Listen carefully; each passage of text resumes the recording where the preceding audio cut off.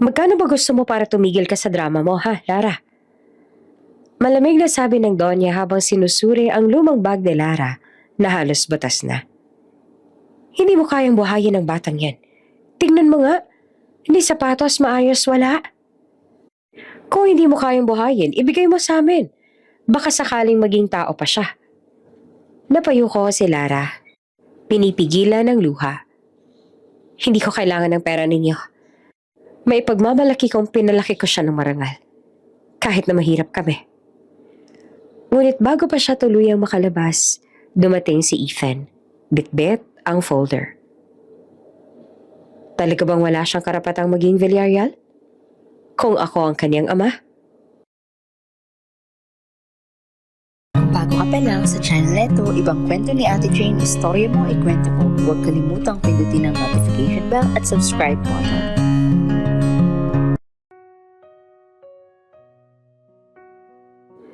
Mainit ang araw sa tanghali, pero hindi iyon alintana ni Gio habang bitbit niya ang isang sako ng mga basurang pinulot nila sa likod ng eksklusibong paaralan. May basurang plastik, bote at papel. Lahat, ipon, para ibenta nila sa junk shop mamaya. Sa bawat hakbang, ramdam niya ang alikabok sa kalsada. Pero mas naririnig niya ang tawanan at kantsawan ng mga estudyanteng nasa loob ng bakuran. Sa kabilang panig ng matayog na pader, may mga batang nakaunipormeng putit-asul.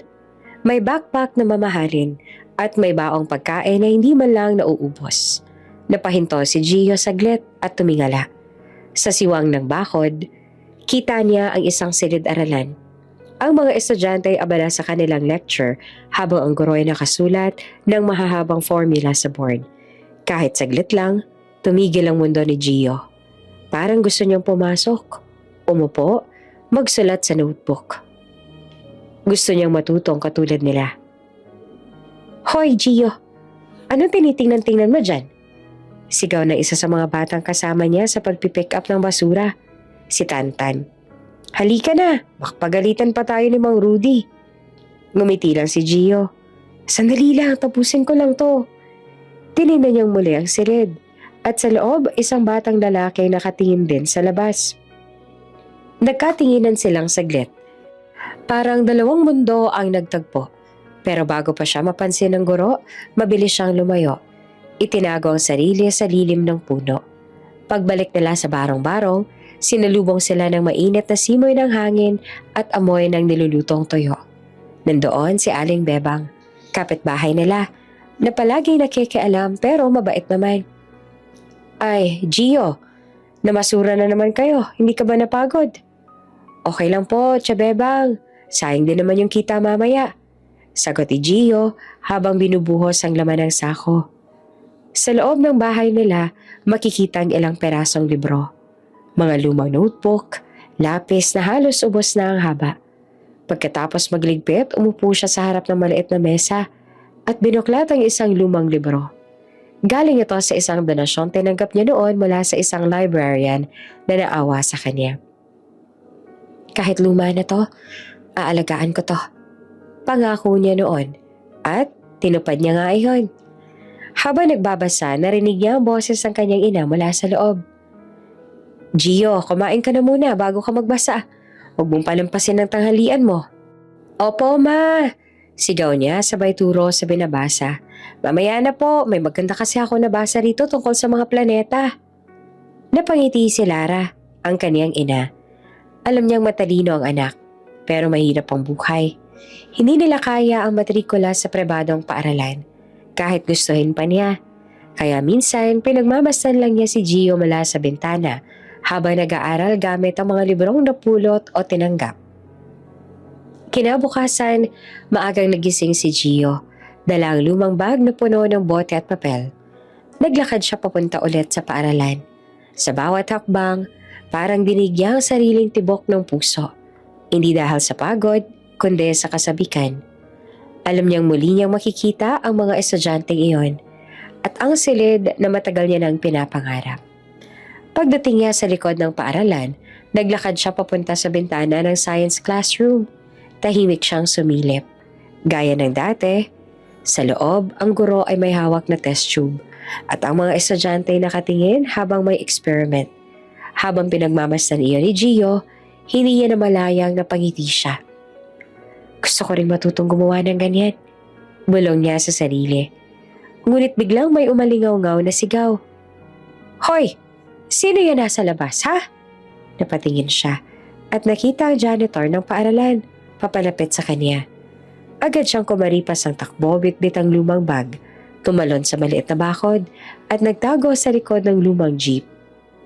Hingal na hingal siya, pero nakangiti pa rin. Buti na lang mabilis ako, bulong niya sabay tawa ng mahina. Pag uwi niya sa bahay, nadatnan niya naglalaba ang kanyang ina. Anak, saan ka galing? Doon lang po, ma. Nagbenta kami ng bote kina Mang Rudy. Hindi niya kayang sabihin na muli siyang sumilip sa paaralan. Alam niyang ayaw iyon ng kanyang ina, baka pagalitan siya. Pero sa loob-loob niya, mas matimbang ang pangarap kesa sa takot. Kinagabihan habang tahimik ang paligid, nagbukas siya ng notebook at nagsimulang magsulat. Gumuhit siya ng larawan ng paaralan at sa tabi nito sinulat niya. Isang araw, magiging estudyante rin ako dito. Habang tinitingnan niya ang mga salitang iyon, napuno naman ng pag-asa ang kanyang puso. Hindi man siya sigurado kung kailan mangyayari yun, naniniwala siyang darating din ang araw na may magsasabi sa kanya. Pasok ka, Gio. Dito ka na mag-aral. At sa ilalim ng malamlam na ilaw ng kanilang barong-barong, habang maririnig ang huni ng mga kuliglig, tuluyang pumikit si Gio. May ngiti sa labi at pangarap sa puso. Maaga pa lang, abala na ang buong paaralan. May mga nagwawali sa bakuran, nag-aayos sa mga banderitas. Naglalagay ng red carpet sa harap ng main building. May paparating kasi, si Ethan Villarreal, CEO ng Villarreal Holdings. Ang pangalan pa lang ay sapat na para magdala ng excitement sa lahat. Kilala si Ethan bilang isa sa pinakabatang bilyonaryo sa bansa. Matalino, gwapo, at seryoso sa pagtulong sa edukasyon. Ngayon, personal siyang pupunta sa paaralang iyon para mag-donate ng bagong library building. Sa labas ng gate, hindi rin nagpahuli si Gio. Nakatayo siya sa lilim ng puno. May dalang lumang supot ng basura. Kunwari, naglilinis pero sa totoo lang, gusto lang niyang makasilip sa loob. Nakita niya naglalagay ng malaking karatol ang mga tao. Welcome, Mr. Ethan Villarreal. Napakunot ang noo niya. Sino kaya yun? Bulong niya sa sarili. Ilang minuto pa ay dumating ang itim na SUV na may tinted windows. Bumukas ang pinto at bumaba ang isang lalaki na nakasuot ng simpleng puting polo at maitim na slacks. Maayos ang tindig, pero hindi mukhang mayabang. Nangumiti siya sa mga guro parang gumaan ang paligid. Sir Ethan, welcome po! Bati ng principal na halos hindi mapakali. Magandang umaga. Salamat sa inyong pagtanggap. Magalang na sagot naman ni Ethan. Habang pinapasok siya ng staff, napatingin si Ethan sa paligid, sa mga estudyanteng tuwang-tuwa, sa mga magulang na nag-aabang, at sa mga batang labas-masok sa gate. Doon niya napansin si Gio, nakatayo sa tabi ng poste, marumi ang tsinelas at may bitbit na supot ng bote.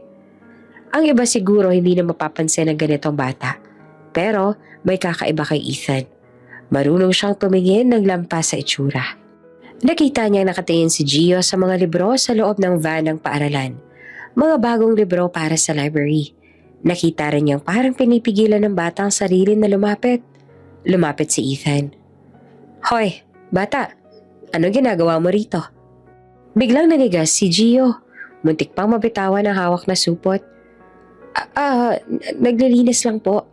Sir, tinatapon ko lang po tong basura. Ganun ba? Sagot ni Ethan sabay tingin sa loob ng gate. Kanina ba kita napapansin? Kanina ka pa ba nakatayo dyan? Umiling si Gio pero halatang kinakabahan. Hindi po. Sandali lang po. Tahimik lang si Ethan pero kita sa mukha niya ang pagkuryosong hindi niya maitago.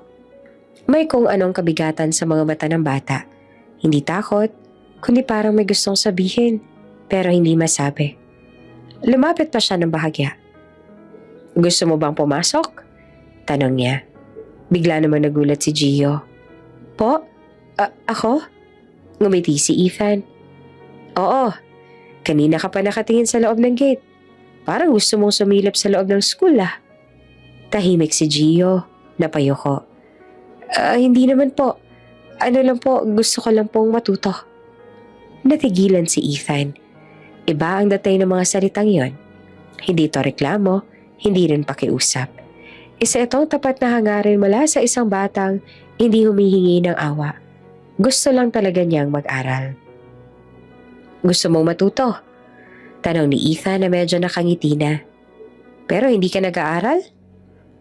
Wala po kaming pera, sir. Sagot ni Gio ng diretso, walang drama. At saka po kailangan ko pong tumulong kay mama. Pero minsan po kapag may oras, nagbabasa po ako ng mga lumang libro. Tahimik si Ethan. Tumingin siya sa mga kamay ni Gio. May dumi, may kalyo. Pero mahigpit ang pagkakahawak sa lumang supot ng mga bote. Parang hawak niya ang sarili niyang pangarap. Anong pangalan mo? Tanong ni Ethan. Gio po. Gio. Inulit pa ni Ethan. Alam mo, marami akong bata nakikita sa ganitong edad. Pero birihira ako makakita ng ganitong tapang. Hindi ka nahihiya kahit nandito ka lang sa labas? Ngumiti si Gio. Payak pero puno ng dignidad. Nahihiya po, sir, pero mas nakakahiya po kung hindi ko susubukan matuto kahit mahirap kami. Napangiti naman si Ethan. Isang ngiting matagal nang hindi niya naramdaman. May kung anong init naman sa puso niya habang tinitingnan ng batang ito. Hindi niya alam kung bakit. Pero may kakaibang pamilyar sa mukha ni Gio. Lumapit ang principal sabay sabi, Sir Ethan, nandito na po yung mga estudyante. Ready na po ang program. Tumango lamang si Ethan, pero bago siya pumasok, tumingin ulit siya kay Gio. Sige Gio, maghintay ka lang dyan, ha? Opo, sir. Habang naglalakad si Ethan papasok, sumulyap siya ulit sa likod. Nakita niyang nakangiti si Gio habang nakatingin sa mga librong ipapasok sa bagong library. Sa mga mata ng batang iyon, nakita niya ang isang uri ng pag-asa na bihirang makita sa mga taong nasa paligid niya. Araw-araw, at sa hindi niya maintindihang dahilan, naisip ni Ethan na iyon ang unang araw na hindi lang siya basta nagbigay ng donasyon. May natagpuan siyang inspirasyon. Pagkatapos ng program, nagsimula na magsialisa ng mga tao sa quadrangle. May ilang estudyante ang nagpa-picture kay Ethan. May mga guro namang nagpasalamat at nagpaabot ng souvenir. Pero habang nakikipagkamay si Ethan, parang may kulang. Hindi niya alam kung bakit. Pero kanina pa sumasagi sa isip niya ang batang si Gio. Yung nakasilip sa gate. Habang tinatapos ang formalidad, tumingin siya sa labas. Naroon pa rin si Gio. Nakatayo sa ilalim ng parehong puno. Hawak pa rin ang lumang supot ng bote. At nakamasid sa mga estudyanteng naglalabas-masok sa bagong library. Hindi na napigilan ni Ethan. Tahimik siya nagpaalam sa principal. Sandali lang, may kailangan lang ako kausapin. Lumakad siya palabas ng gate. Tinanggal ang suot na blazer at huminto sa tapat ni Gio. Andito ka pa rin? Napalingon si Gio at medyo nagulat pero ngumiti. Opo sir. Gusto ko lang po kasi makita yung library ninyo. Ang ganda po. Bakit hindi ka pa umuwi? Tanong ni Ethan. Nagkibit balikat naman ng bata. Mamaya po ako tutulong kay mama. Gusto ko lang pong silipin habang walang tao. Tinitigan siya ni Ethan. May halong awa, paghanga, at kung anong damdaming hindi niya maipaliwanag. Kanina, sabi mo gusto mong matuto, hindi ba? Tumango si Gio. Opo sir, kahit minsan lang po makapasok sa ganyang paaralan, masaya na po ako. Tahimik naman si Ethan sandali. Pinagmasdan niya ang bata. Marumi ang damit, pero maliwanag ang mga mata.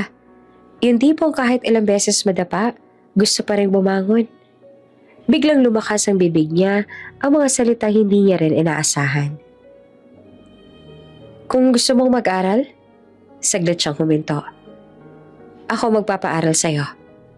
Napasingap si Gio. Po? Ngumiti naman si Ethan. Narinig mo naman, diba? Gusto ko matuto ka. Lahat ng kailangan mo, tuition, uniform, libro, ako nang bahala. Hindi agad nakapagsalita si Gio para hindi siya makapaniwala. Sir, totoo po ba yan? Hindi po ako sanay na tinutulungan ng ganon. Wala kang kailangang isipin, sagot ni Ethan na mahinahon. Hindi ko ginagawa to dahil naaawa ako. Nakita ko yung sarili ko sa'yo, Gio. At alam kong sayang kung hindi kita tutulungan. Tahimik ang bata. Kita sa mukha niya pinaghalong tuwa at pagdududa. Parang ayaw niyang umasa, pero gusto niya maniwala. Pero sir, mahina niyang sabi, baka magalit po si mama. Hindi po siya sanay humingi ng tulong eh. Sabihin mo sa kanya, hindi to utang. Sagot naman ni Ethan. Isipin niya na lang na pagkakataon to. Gusto ko makita ka nag-aaral. Walang kondisyon, Gio. Basta mangako ka lang na pagbubutihin mo. Hindi na nakatiis si Gio ay napaluha siya. Opo, sir, pangako ko po. Mag-aaral po ako mabuti. Hindi ko po sasayangin. Ngumiti si Ethan at hinaplos ang balikat ng bata. Good. Simula bukas, papasok ka na rito bilang estudyante. Ako nang bahala sa principal. Sir? Nanginginig pa ang boses ni Gio. Salamat po talaga. Hindi ko po alam kung paano ako magpapasalamat. Walang anuman, sabi ni Ethan. Basta tandaan mo lang yung sinabi mo. Gusto mong matuto, diba? Ngayon, bibigyan kita ng pagkakataon. Habang naglalakad pabalik si Ethan sa sasakyan, napalingon siya ulit kay Gio. Nakita niya nakaupo ito sa ilalim ng puno. Nakangiti, hawak ang lumang supot. Pero ngayon, para bang may bagong liwanag sa mukha niya. Pagpasok ni Ethan sa kotse, huminga siya ng malalim. Hindi niya alam kung bakit parang kabado ang dibdib niya. Parang matagal niya nang kilala ang batang yon. Nilingon niya ang mga librong nasa backseat ng sasakyan. Isa sa mga libro ay may lumang markang Property of Villarreal Residence Library. Mga lumang kopyang dating pag-aari ng pamilya niya bago siya umalis ng mansyon. Habang pinagmamasa niya iyon, biglang sumagi sa isip niya ang isang pangalan, Lara. Isang babaeng matagal niya nang gustong kalimutan. Dating katulong sa lumang bahay nila. Mabait, tahimik at palagi nakangiti. Pero isang araw, bigla na lang itong nawala. Nang sabay din sa magulong pamilya ni Ethan. Mabilis niyang itinaboy ang alaala. Ngunit habang paalis ang kotse at habang nakatingin siya sa maliit na batang marumi pero puno ng pangarap, hindi niya maiwasang maramdaman ang kakaibang kirot sa puso. Parang may bahagi sa kanya nagsasabi, hindi to basta pagkakataon lang. Tahimik ang gabi sa looban. Ang liwanag ng lamparang nakasabit sa kisame ang tanging ilaw sa loob ng maliit na barong-barong. Sa tabi ng lumang lamesa nakaluhod si Lara, nakapikit at mahigpit na nakahawak sa rosaryo. Panginoon, mahina niyang bulong. Salamat po sa biyayang binigay niyo kay Gio. Sana po, hindi to maging simula ng panibagong gulo. Sa kama, mahimbing na natutulog si Gio. May ngiti sa labi habang yakap ang lumang librong binigay ni Ethan kanina. Kita sa mukha ng bata ang tuwa, ang pag-asa. Pero sa mukha ni Lara, kabaligtaran, puno ng kaba at takot. Kaninang hapon lang dumating ang balita mula sa paaralan. May lalaki nag-sponsor sa pag-aaral ni Gio. Isang kilalang negosyante, si Ethan Villarreal. At halos mabitawan niya ang hawak na walis nang marinig ang apelidong iyon. Parang huminto ang mundo niya. Villarreal? Bulong niya noon habang nakatitig sa sulat ng paaralan. Baka nagkataon lang. Marami namang Villarreal sa Maynila.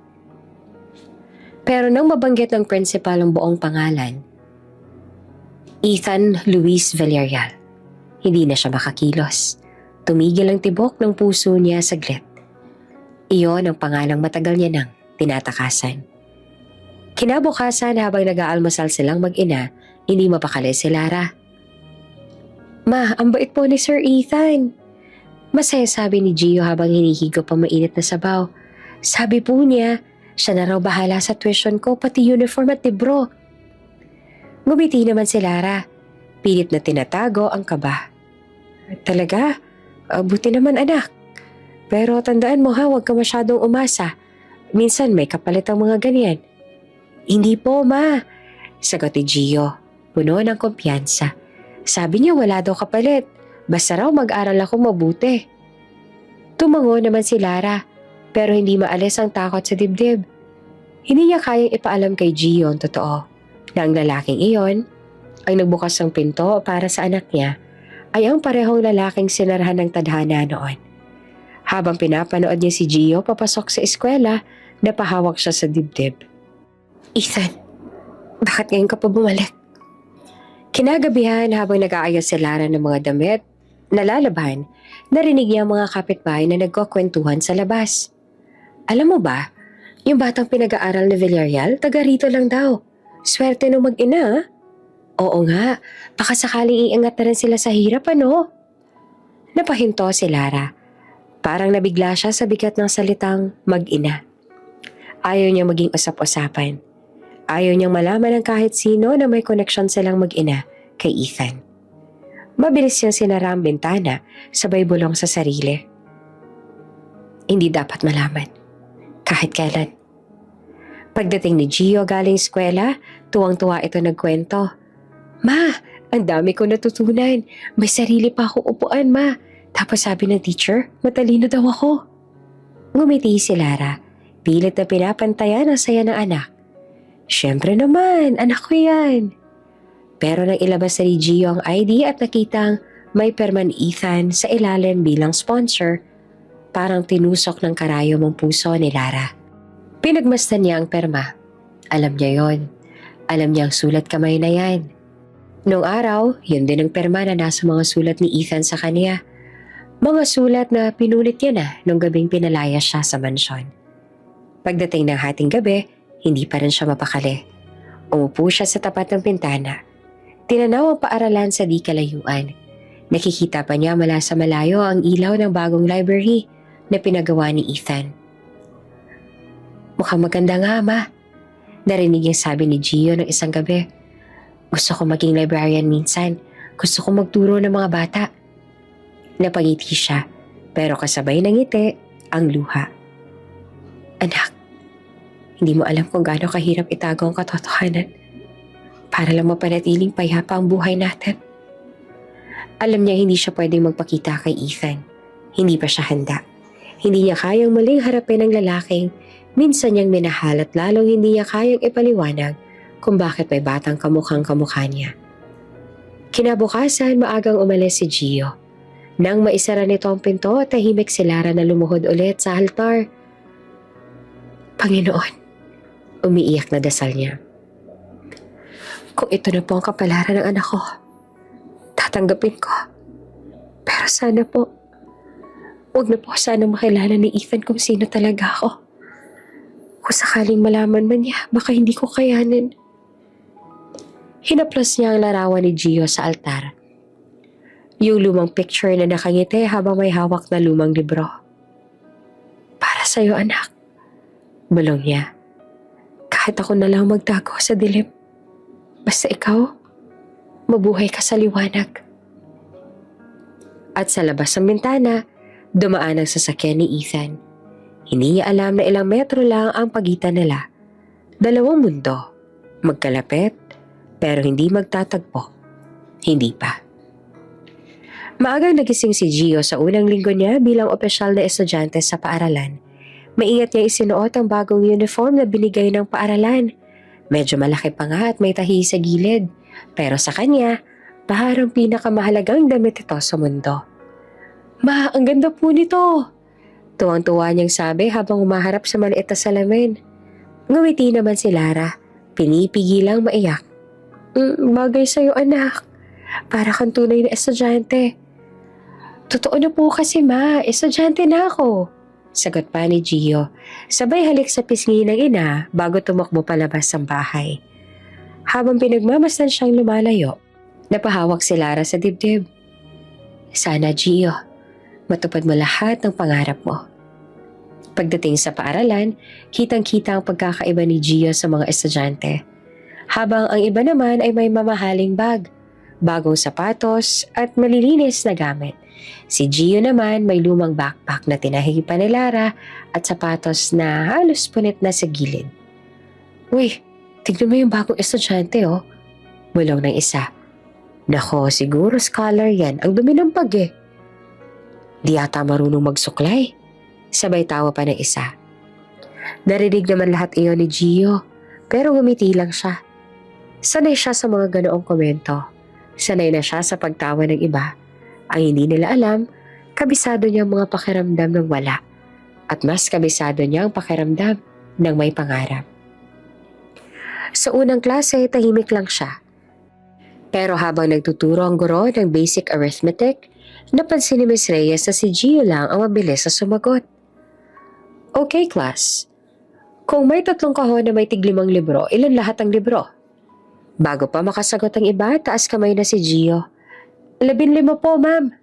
Correct. Ang bilis mo ha. Napangiti si Miss Reyes, pero ang ilan sa mga kaklase ni Gio ay napasimangot. Arte? Bulong pa ng isa. Show off, sabi pa ng isa. Pero hindi niya pinansin.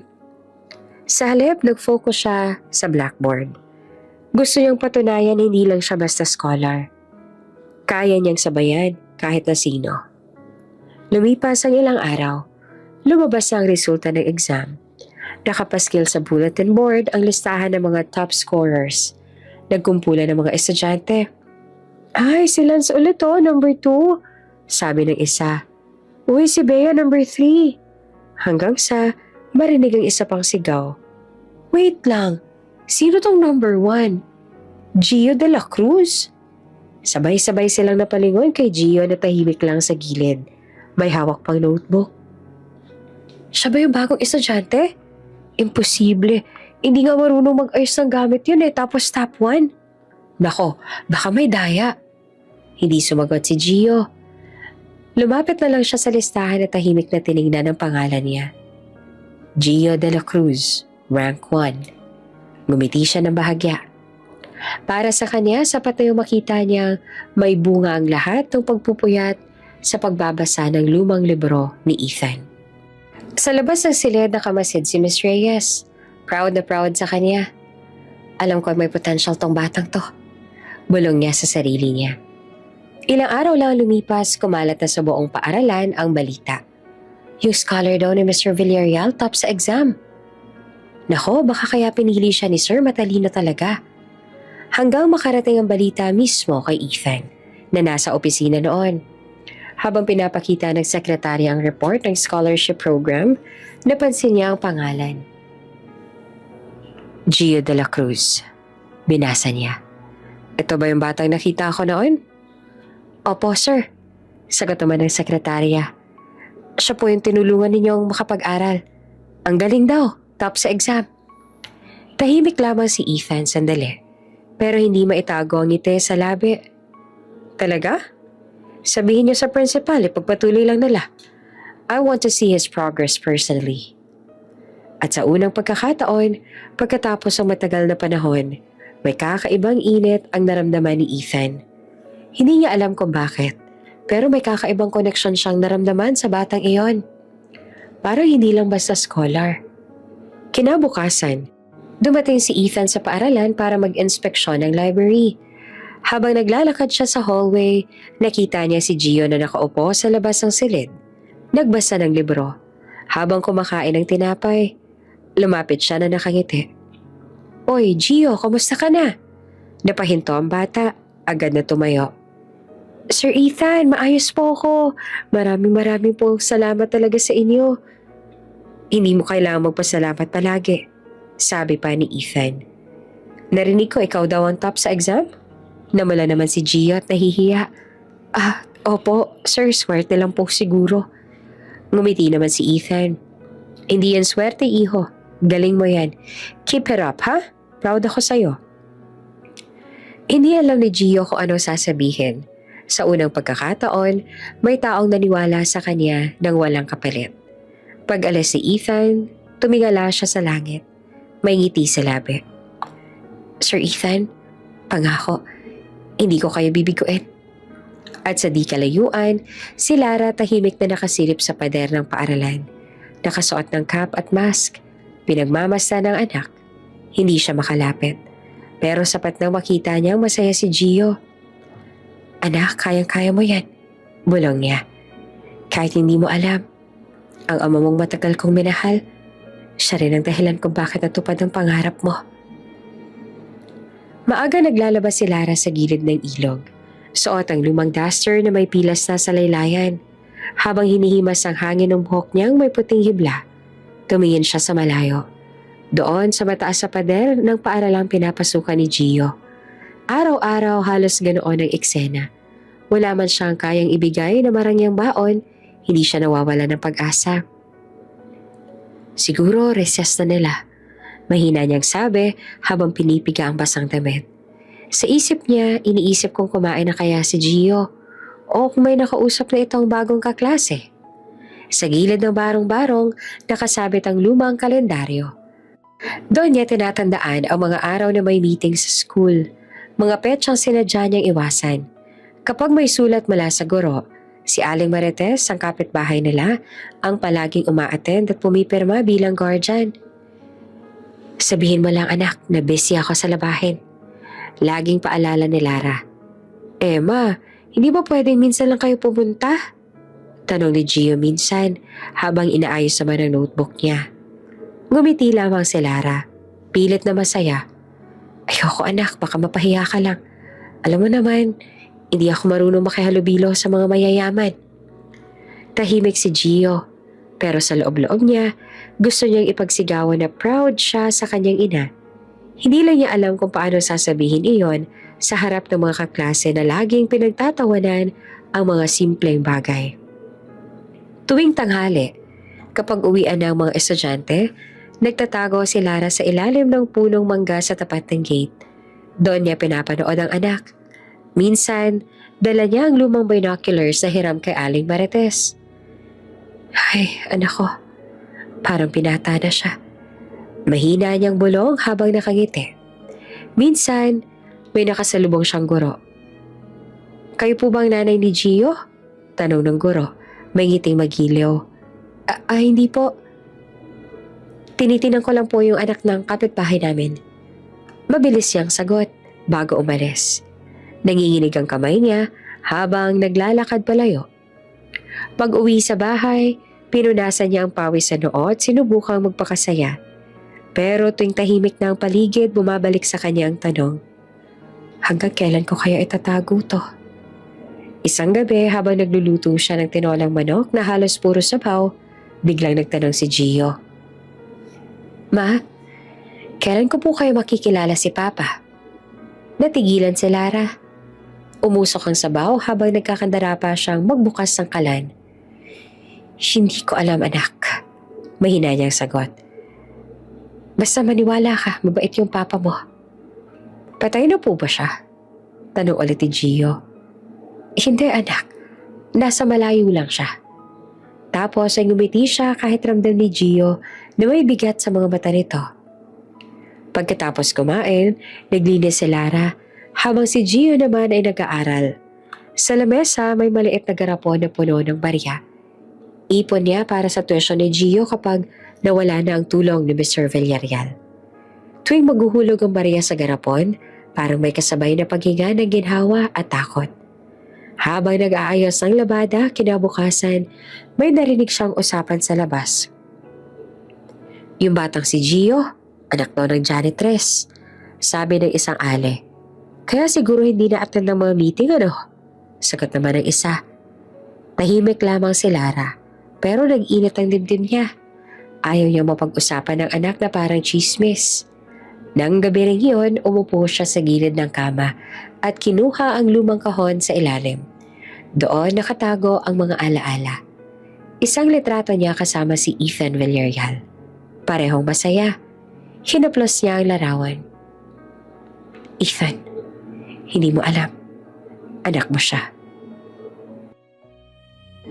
Bumuhos ang luha niya. Noong araw na umalis siya sa mansyon, buntis na siya. Sinabihan siya ng pamilya ni Ethan na lumayo at huwag na magpakita. Isang kasambahay lang ako noon. Bulong niya. Hindi ko kaya makipag-agawan ng lugar sa pamilya nila. Ngayon, heto siya, nananatiling lihim. Kahit si Ethan na mismo nagpapaaral sa anak nila. May pagkakataong halos puntahan niya si Ethan sa opisina nito. Pero lagi niyang pinipigilan ng sarili. Pag nalaman niyang anak niya si Gio, baka kunin niya. Hindi ko kakayanin yon. Sabi niya sa sarili habang nakatitig sa bintana. Isang gabi may dumating na sulat mula sa school. Parent-teacher conference. Binasa niya ito ng paulit-ulit. Gusto niyang pumunta. Gusto niyang marinig kung gaano kagaling ang anak niya. Pero sa dulo, ibinalik lang niya ang papel sa sobre.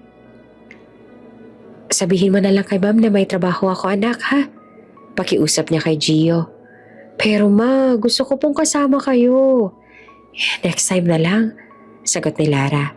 Pilit nang umingiti habang pinipigilan ng pag-iyak. Pag alis sa Gio ay napahawak siya sa dibdib. Para siyang mababaliw sa bigat ng lihim na dinadala. Bumalik siya sa ilog ginagabihan. Dala ang flashlight at labahin. Doon siya tahimik na nagdadasal. Diyos ko, huwag muna ngayon. Hindi pa siya handa. Hayaan niyo muna ako maging nanay sa kanya. Kahit sa anino lang. Habang nakaupo siya sa gilid ng ilog, dumaan ang hangin. Dala ang amoy ng mga punong malapit sa paaralan. Sa malayo, naririnig niya ang tawa ng mga batang naglalaro. At sa mga tawanan na yon, naroon ang tinig ng kanyang anak. At habang pinapatuyo niya mga damit sa ilalim ng araw, tumingala siya sa langit. Umaasang kahit sa pagitan ng mga hangin, marinig ng Diyos ang isang ina na pilit na nagtatago. Ngunit walang tigil, magmahal. Makalipas ang ilang buwan, tila ibang bata na si Gio. Hindi na siya yung bahiyain at madungis na nakasilip lang noon sa bintana ng paaralan. Ngayon, tuwing recess, may mga kaklase na siyang bumabate. Kahit simple lang ang gamit niya. Kilala siya bilang yung matalinong bata na laging top. Araw-araw nag-aaral siya ng walang reklamo. Sa bawat exam, halos perfect ang score niya. Kahit si Miss Reyes ang advisor ay napapahanga sa kanya. Ang galing mo, Gio. Sigurado ako may mararating ka. Sabi nito habang ibinibigay ang resulta ng exam. Ngumiti naman si Gio. Simple ngiti lang. Salamat po, ma'am. Ginagawa ko lang po ang best ko. Pero sa loob-loob niya, may dahilan kung bakit masigasig siya. Gusto niyang masuklian ang kabutihan ni Sir Ethan Villarreal, ang taong biglang dumating sa buhay niya at nagbukas ang pintuan patungo sa pangarap niya. Isang umaga habang nagwawalis ang paligid ng silid-aralan, may dumating na itim na kotse sa harap ng gate. Pansin agad ng mga estudyante. Uy, si Sir Villarreal yun ah, sigaw ng isa.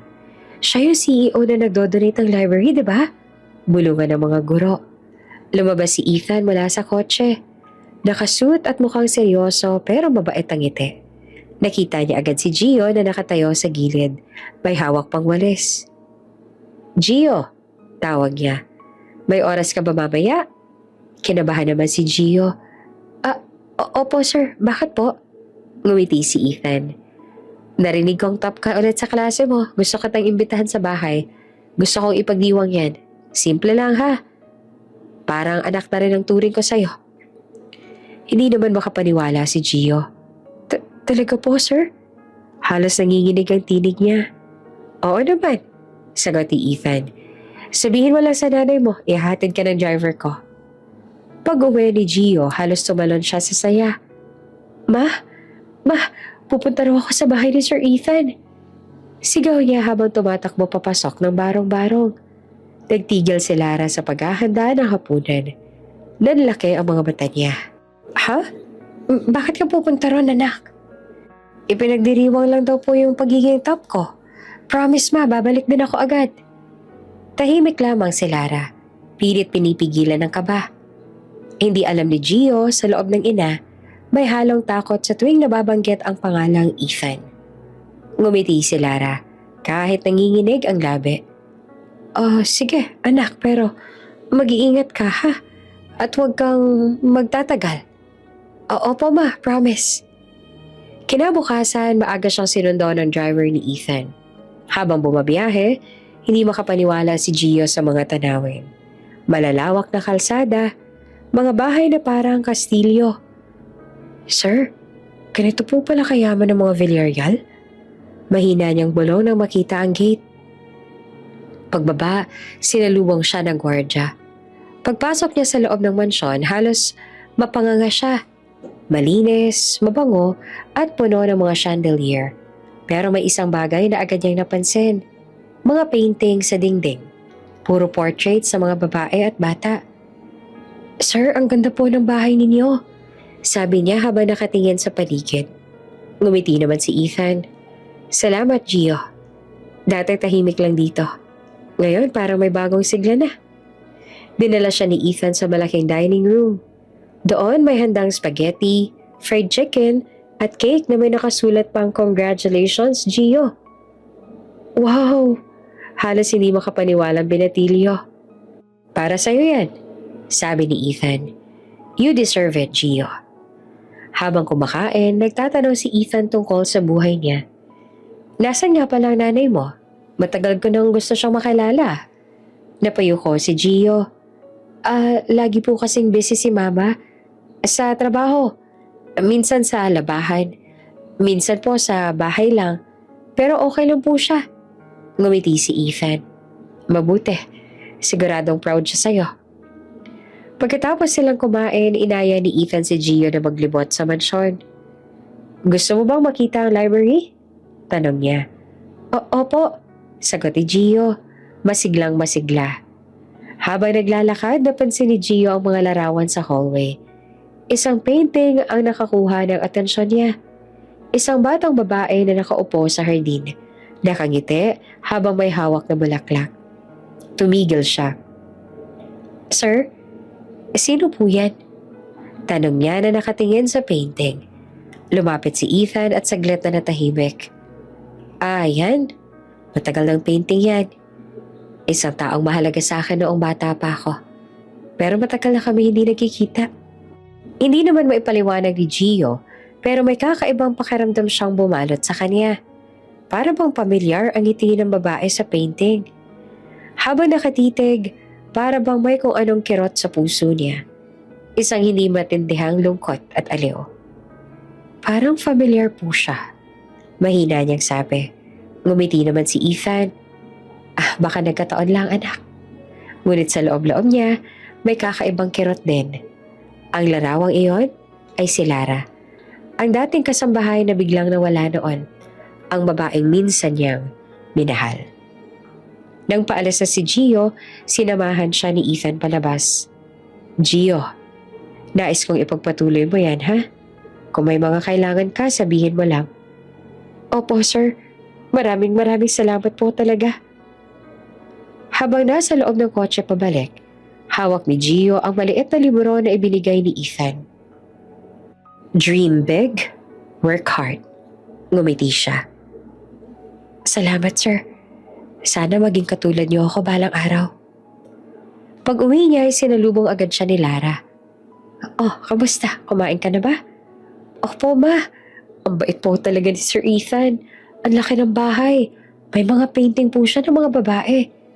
May isa nga pong larawan dun Parang kamukha niyo yung bata. Natigilan si Lara. Muntik niyang mabitawan ang hinuhugasang plato. Ha? Baka nagkakamali ka lang, anak. Hindi po, ma. Kaparehong-kapareho, pati buhok, pati ngiti. Ngumiti si Lara. Pero ramdam ni Gio na may kakaiba sa kilos niya. Baka lang nagkataon, anak. Sige na, magpahinga ka na. Pagpasok ni Gio sa kwarto, tiningnan ni Lara ang sarili sa lumang salamin. Mahina siyang napangiti. Pero kasabay noon ay tumulo ang luha. Ethan, hindi mo talaga malilimutan. Bulong niya. Kahit sa mga larawan lang, nandyan pa rin ako. At sa labas ng bintana, habang tinatangay ng hangin ng mga dahon, tahimik na nagdadasal si Lara. Na sana hindi pa dumating ang araw na magtagpo ang dalawang mundong matagal niya nang pinaglayo. Tahimik ang gabi sa ospital. Ilang nurse na lang ang gising. At ang mga ilaw sa hallway ay mahina na. Parang antok na rin. Si Lara, suot ang kupas na uniforme ng janitress, ay nagwawali sa dulo ng koridor. May maliit na earphone siya sa tenga. Pinapakinggan ang lumang kanta mula sa cellphone niyang basag na ang screen. Para kahit papaano, gumaan ang pakaramdam sa pagod. Last room na lang. Mahina niyang sabi habang pinupunasan ng salamin sa pintuan ng admin office. Pawis, pagod, pero may ngiti. Ganito ang araw-araw niyang buhay. Tahimik, pagod, pero may kapayapaan sa simpleng trabaho. Ngunit ng gabing iyon, may hindi inaasahang mangyayari. Habang pinupunasan niya ang sahig, may bumungad na grupo ng mga tao. Mga lalaking nakasuit, may dalang dokumento, at may kasunod na lalaki na agad niya nakilala. Kahit pa na matagal ng panahon ang lumipas. Si Ethan Villarreal. Nakatayo ito sa gitna ng hallway. Nakaitim na coat. Mukhang pagod pero kagalang-galang pa rin. Kasama niya ang head nurse at ang direktor ng ospital. Magandang ginagawa niyo rito, sabi ni Ethan habang sinusuri ang mga pasilidad. I'll make sure the Villarreal Foundation will help upgrade your pediatric wing. Hindi naman makagalaw si Lara. Nanigas siya sa kinatatayuan. Hawak pa ang mop. Pakiramdam niya, bumilis ang tibok ng puso niya. Hindi pwedeng siya yun. Pero habang lumalapit ang grupo, lalo niyang nakikita ang mukha ni Ethan. Parehong-pareho pa rin. Mas mature, mas seryoso. Pero yung mga mata niya, iyon pa rin. Ang mga matang minsan ay tumingin na sa kanya ng may pagmamahal. Sinubukan niyang umiwas. Pinilit niyang tumalikod at maglakad palayo. Pero nabangga siya ng isa sa mga kasamahan ni Ethan. Natapon ang hawak niyang balde ng tubig sa sahig. Pasensya na po, Diyos ko. Napayuko siya habang pinupunasan ng tubig. Lumingon si Ethan. It's okay, sabi niya sabay lapit para tulungan. Nang magtagpo ang kanilang mga mata, para bang huminto ang oras. Si Lara nanginginig ang kamay. Hindi siya makatingin ng diretsyo. Si Ethan naman napakunot ang noo. May kung anong pamilyar sa mukha ng babaeng ito. Miss, ayos ka lang? Tanong niya na mababa ang boses. Opo, sir. Halos bulong ni Lara habang pinipilit maging kalmado. Pasensya na po. Hindi ko kayo nakita. Wala yun, sagot ni Ethan. Pero hindi pa rin siya umaalis. Pinagmasdan niya si Lara mula ulo hanggang paa. Payat, pagod, pero pamilyar. Hindi. Imposible. Si Lara ba to? Parang nakita na tayo dati? Tanong ni Ethan, halos pabulong. Napalunok si Lara at pilit ng umiti. Siguro po napagkamalan niya lang ako. Madami naman po nagtatrabaho rito. Pero kahit anong pag-iwas, ramdam niyang sinusuri siya ni Ethan. Anong pangalan mo? Tanong nito. Lani po. Mabilis niyang sagot. Halos pabulong. Gamit ang pangalan na madalas niyang ginagamit sa trabaho. Lani. Ulit ni Ethan. Okay. Salamat sa paglilinis. Mag-iingat ka, ha? Ngumiti si Ethan at naglakad palayo. Pero ilang beses pa siyang lumingon. Habang si Lara naman hindi na makahinga sa kaba. Pagkaalis ng grupo ay napaupo siya sa sahig at halos mapaiyak. Diyos ko, bakit dito pa ba siya pumunta? Bulong niya habang pinipigilan ng luha. Sa bawat paghinga niya, bumabalik ang alaala. Ang huling gabi sa mansyon. Ang pagtakas niya habang buntis. Ang pangako niya sa sarili na hindi na siya babalik sa mundo ni Ethan. Pero ngayon, siya mismo ang nilapitan ng tadhana. Lumipas ang ilang minuto pero hindi pa rin siya mapakali. Habang naglilinis ang natapon niyang tubig, napansin niyang naiwan ang isang maliit na folder sa gilid ng hallway at may nakasulat. Villarreal Foundation Donation Agreement. Tiningnan lang niya ito mula sa malayo at hindi pinulot. Hindi ko na kailangang malaman, sabi niya sa sarili. Basta hindi niya malaman kung sino ako. Ligtas kami ni Gio. Habang palabas ng ospital si Ethan, tumingin siyang muli sa direksyon na pinag-iwanan ni Lara. Sir? Tanong ng driver niya. Okay lang po ba kayo? Tahimik lang si Ethan. Yung janitress kanina, parang may something sa kanya. Parang kilala ko siya. Siguro po kamukha lang ng kakilala ninyo, sir. Sabi ng driver. Ngumiti si Ethan, pero halata sa mga mata niya ang pag-aalinlangan. Baka nga. Kinagabihan habang pauwi si Lara, dumaan siya sa ilalim ng pose ng ilaw. Nakatingin sa langit. Mahigpit na niyakap ang lumang bag na dala. Ethan, bulong niya. Sana hindi mo na ako maalala. Kasi kung maaalala mo ako, baka mawala lang sa akin si Gio. Pag uwi niya, tahimik niyang sinilip ang anak na natutulog. Yakap ang libro na bigay ni Ethan. Napaupo siya sa gilid ng kama at pinahid ang luha. Anak, hindi mo kailangang malaman kung sino siya. Basta, mahal kita. Ako na lang sapat na. Hindi naman mapakali si Ethan. Buong biyahe pa uwi, nasa likod siya ng sasakyan. Pero ang isip niya ay naiiwan pa rin sa ospital. Doon sa babaeng janitress, na kamukhang kamukha ni Lara. Ang babaeng matagal niya nang inakalang patay na. Paulit-ulit niyang naririnig sa isip ang boses nito. Ang mahina nitong, Opo, sir. Hindi ako pwedeng magkamali. Yung paraan niya ng pagsasalita, pati yung takot sa mga mata niya. Siya yun. Pagdating niya sa bahay, hindi siya makatulog. Binuksan niya ang laptop at sinubukang hanapin ang listahan ng mga empleyado sa ospital. Ngunit wala ang pangalan ni Lara. Ang nakita lang niya ay Lani de la Cruz. Lani? Mahinang ulit niya. Kung totoo man, bakit Lani na siya ngayon? Lumipas ang ilang araw pero lalo lang siyang kinain ng kuryosidad. Sa bawat meeting, nawawala ang focus niya. Laging bumabalik sa isip ang babaeng yon at kung bakit may lungkot sa mga mata nito. Isang gabi hindi na siya nakatiis. Nagpasya siyang sundan si Lani. Bandang 6:00 ng gabi, nakaparada ang itim niyang kotse sa tapat ng ospital. Suot niya ang simpleng jacket at cap. Parang ordinaryong lalaki lang. Nakita niyang lumabas si Lara. Pagod at may dalang lumang tote bag at tila nagmamadaling umuwi. Tahimik siyang sumunod mula sa di kalayuan. Tumaan si Lara sa mga eskinita, sa lumang bakery hanggang sa likod ng maliit na paaralan. Doon huminto siya sa isang bahay na gawa sa kahoy. May maliit na bintanang may kortinang kulay asul. Binuksan ni Lara ang gate at bago pa man siya makapasok, may batang tumatakbo palabas. Ma, dumating ka na!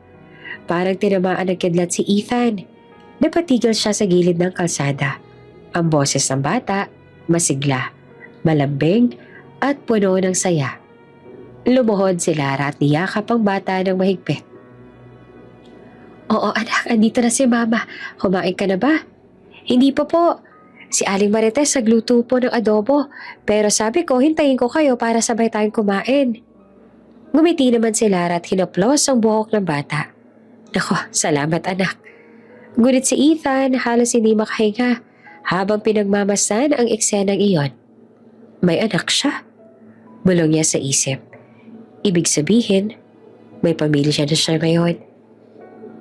Pero nang marinig niya ang pangalan ng bata, parang may kumalapit sa puso niya. Gio, pumasok ka na sa loob ha? Sabi ni Lara. Opo ma. Si Gio. Napako si Ethan sa loob ng sasakyan. Parang biglang humigpit ang dibdib niya.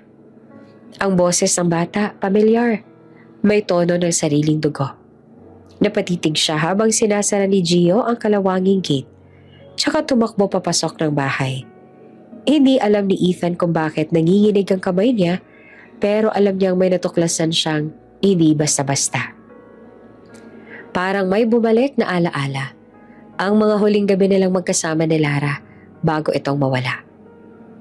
Kung sakaling magkaroon tayo ng anak, gusto kong tawagin siyang Gio. Minsang sabi ni Lara habang nakahiga sa tabi niya. Para short for joy. Kasi kahit mahirap ang buhay, gusto ko may saya tayo. Si Gio, ang batang tinutulungan ko. Anak ni Lara. Sa loob-loob niya, alam niyang hindi iyon simpleng pagkakataon. Kinabukasan, bumalik siya sa ospital. Nakita niyang muli si Lara. O si Lani. Habang naglilinis sa hallway, napansin niyang laging may maliit na kwintas itong suot. May pendant na hugis between. Nilapitan niya ito. Magandang umaga, Lani. Bati ni Ethan. Napatigal si Lara. Halatang nagulat. Sir Ethan, magandang umaga po. Ngumiti siya, pero may pagtataka sa mukha. Nakita kita kahapon. Mukhang malapit lang ang bahay mo sa paaralan, ano? Bigla namang natigilan si Lara. Halos mapabitaw siya sa hawak na basahan. Ha? Po? Baka nagkakamali lang po kayo. Hindi ako nagkakamali, sabi ni Ethan. Malamig, pero kalmado. Nakita ko may batang sumasalubong sa'yo. Si Gio. Nang marinig ni Lara ang pangalan ng anak, parang huminto ang mundo. Napakapit siya sa mesa at nanginginig. Sir, wala po kayong karapatang sundan ako. Hindi ko intensyon na takutin ka. Putol ni Ethan. Gusto ko lang malaman ang totoo. Tumingin siya ng diretso sa mga mata ni Lara. Siya ba ang anak mo? Tahimik, tanging tunog ng bentilador ang naririnig. Unti-unting tumulo ang luha ni Lara. Oo, anak ko siya. Mula nang marinig ni Ethan ang salitang ma mula sa bibig ng batang pinag-aaral niya, hindi na siya mapakali. Paulit-ulit bumabalik sa isip niya ang eksenang iyon.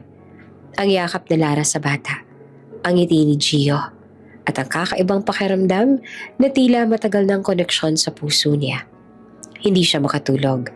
Sa opisina, kahit abala sa mga meeting, palihim niyang tinitingnan ang larawan ni Lara na nakuha niya noon mula sa lumang family album. Hindi pwedeng siya nga iyon. Bulong niya. Pero ang kutob sa dibdib ay lalong lumalakas. Kinabukasan, tinawagan niya ang matagal ng assistant niya si Marco. Marco, gusto kong ipasuri ang background ng isang babae. Lara? Lara de la Cruz. Ang alam kong apelido niya noon. Hanapin mo kung saan siya nagtatrabaho, kung sino ang kasama niya, lahat ng impormasyon. Pero tahimik lang. Ayoko may makaalam. Nagulat si Marco. Sir, personal po ba ito? Sabihin na lang natin gusto ko makasiguro sa isang bagay. Ilang araw ang lumipas habang nakaupo sa opisina, dumating si Marco na may dalang folder. Sir, eto na po. Nakita ko sa record na dating mga empleyado ninyo sa mansyon ng Villarreal. Si Lara nga po. Dating kasambahay ninyo noong kolehiyo pa lang kayo. Nakalagay dito umalis siya ng biglaan, walang paalam. May nakasulat na resign due to family emergency. Binuksan ni Ethan ang folder at sa unang pahina, naroon ang picture ni Lara. Mas bata, mas masaya, at iyon ang eksaktong mukha na matagal niya nang kinalimutan, pero hindi kailanman nawala sa puso niya. Siya nga. Mahina niyang sabi. May isa pa pong detail, sir, dagdag ni Marco. Ayon po sa lumang record ng mga kasambahay, may insidente raw na nangyari bago siya umalis. Isang gabi may gulo daw sa mansyon. Nawala raw ang ilang alahas ng Donya. At si Lara ang sinisi kinabukasan. At si Lara ay biglang hindi na bumalik. Pero wala akong ebidensya laban sa kanya. Napahawak si Ethan sa sentido. Kaya pala. Kaya siya biglang nawala. Parang binuhusan siya ng malamig na tubig. Noon, inakala niyang niloko siya ni Lara. Na tumakas ang ito dahil napagod sa relasyon nila. Pero ngayon, iba na ang nakikita niya. Parang may taong gumawa ng paraan para mawala si Lara sa buhay niya. Nang gabing iyon, habang nag-iisa sa kanyang bahay, binuksan niya ang laptop at tinitigan ang picture ni Gio na ipinadala ng principal bilang pasasalamat sa donasyon niya sa paaralan. Top student ng batch, nakasulat sa caption. Hindi niya maiwasang mapangiti, pero agad din siyang napabuntong hininga. Pamilyar ang mga mata, pati ang mga ngiti. Hindi ako pwedeng magkamali, bulong niya. Kinabukasan, dumiretso siya sa lumang mansyon ng pamilya Villarreal sa Tagaytay, kung saan sila lumaki. Matagal niya nang hindi binibisita iyon, pero dala ng pangungulit ng nakaraan, pumasok siya roon. Sa loob ng lumang kwarto niya, nandoon pa rin ang lumang kahon ng mga alaala. Binuksan niya iyon at nakita ang lumang Polaroid nila ni Lara. Nakaupo sa damuhan, pareho nakangiti, hawak ang lumang gitara. Tingnan mo to, Lara. Mahinang tawa ni Ethan. Sinabi mo noon hindi ka mawawala, pero nangyari pa rin. Habang nakatitig siya sa larawan, bigla niyang naalala ang gabi bago mawala si Lara. Umiiyak ito habang sinasabi, "Kung may mangyaring masama, huwag mo ako sisisihin." Hindi niya iyon inintindi noon. Pero ngayon nagsisimula ng mabuo ang larawan ng katotohanan. Sa mga sumunod na araw, pinasundan ni Ethan si Lara ng palihim. Sa ulat ng investigator, nakasulat, Subject, Lara de la Cruz. Occupation, janitress sa St. Matthew Hospital.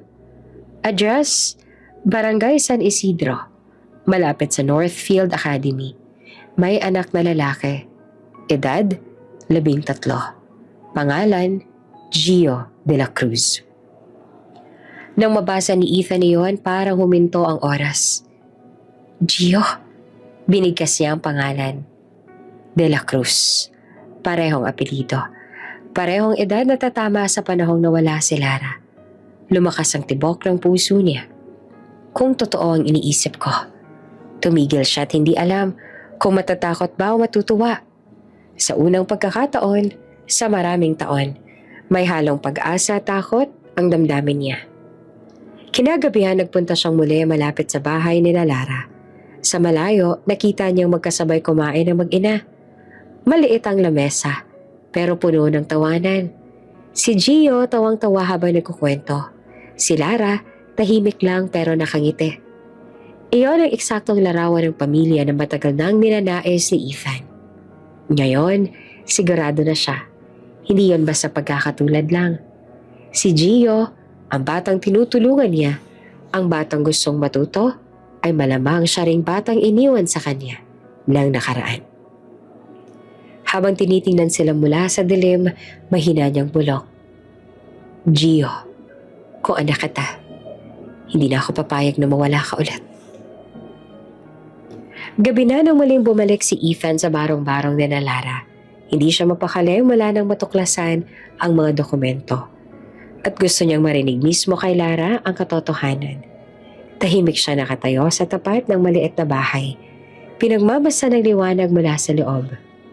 Sa bawat halakhak at boses si Gio, lalong bumibigat ang dibdib niya. Para siyang dayuhan sa sarili niyang buhay. May anak siyang hindi niya kilala at isang babaeng iniwan niyang may sugat na hindi niya alam kung paanong maghihilom. Maya-maya, bumukas ang pinto. Lumabas si Lara. May bibilin sana sa kanto. Napahinto siya na makita si Ethan sa dilim. Ethan? Mahina niyang sabi, pero agad din niyang binawi. Bakit ka nandito? Dahan-dahang lumapit si Ethan, halatang kinakabahan. Lara, kailangan kitang makausap. Wala tayong dapat pag-usapan. Mariin niyang sagot. Matagal na akong wala sa mundo mo. Huwag mo na akong guluhin. Hindi ko naman gustong guluhin ka. Sagot ni Ethan na halos pabulong. Gusto ko lang malaman kung bakit ka nawala. Bakit mo ko iniwan noon nang walang paalam? Napailing si Lara. Pilit pinipigilan ang luhang gustong pumatak. Hindi mo kailangang malaman. Tapos na yun, Ethan. Hindi pa tapos para sa akin. Napataas ang boses ni Ethan. Bakit mo tinago sa akin na may anak ka? Natigilan si Lara. Saglit na katahimikan. Tanging tunog ng kuliglig at hampas ng hangin ang maririnig. Lumingon siya sa pinto. Parang tinitiyak na walang nakarinig. Umalis ka na nga, Ethan. Mahinahon pero matigas ang tono. Wala kang dapat malaman. Kung talagang gusto mong makatulong, lumayo ka sa amin. Mas tahimik ang buhay namin nang wala ka. Lara, mahinang sabi ni Ethan. Kung si Gio ay, tumigil ka! Sigaw ni Lara, sabay hakbang palapit. Wala kang karapatang banggitin ang pangalan ng anak ko. Hindi mo alam kung anong dinanas namin.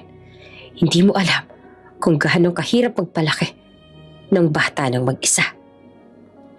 Parang tinusok ang puso ni Ethan. Kaya nga gusto kong itama yun. Sagot niya na nanginginig ang boses. Kung ako ang ama ni Gio, hindi mo siya anak. Mabilis sa putol ni Lara. Pero halata sa tinig ang pag-aalinlangan. Hindi mo siya kailangang kilalanin, Ethan.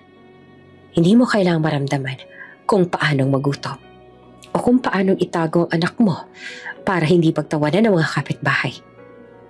Di ako nilira ang ulo. Halos bulong na lang ang boses. Ginawa kong lahat para mapalaki siya ng marangal kahit wala ka. Kaya pakiusap, umalis ka na.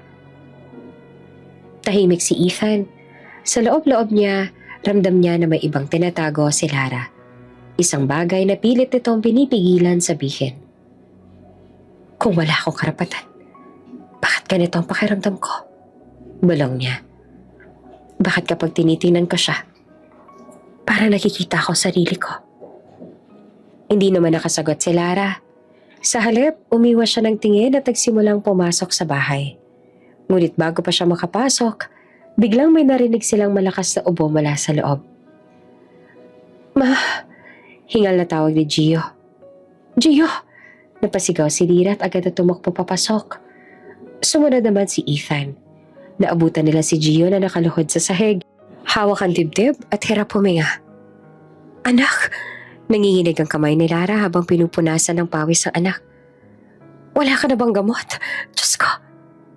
May hika siya? Mabilis sa tanong ni Ethan habang hinahanap ang inhaler. Tumango si Lara na umiiyak. Oo, pero naubos ang gamot niya. Hindi pa ako nakabili. Hindi na nagdalawang isip si Ethan. Halika sa kotse ko. Binuhat niya si Gio na halos nawawala na ng malay. Huwag ka matakot, Lara. Dali natin siya sa ospital. Habang binabagtas nila ang madilim na kalsada, hawak-hawak ni Lara ang kamay ni Gio sa likod ng kotse. Anak, sandali lang ha. Malapit na tayo. Si Ethan naman mabilis na magmaneho, pero maingat. Sa bawat hingal ni Gio, lalo siyang kinakabahan. Hindi niya alam kung paano, pero may kakaibang takot sa dibdib niya.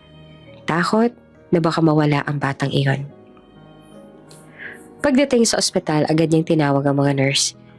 Emergency! Asthma attack! Sigaw niya at inalalayan sila papasok. Naiwan si Lara sa hallway, nanginginig at umiiyak. Diyos ko, tulungan mo, anak ko. Lumapit si Ethan. Dahan-dahan pero hindi niya alam kung may karapatan pa siyang magpakita ng pag-aalala. Lara, huwag ka magkaalala. Kakayanin niya to. May mga doktor akong kakilala dito. Ako nang bahala. Tumingin si Lara sa kanya.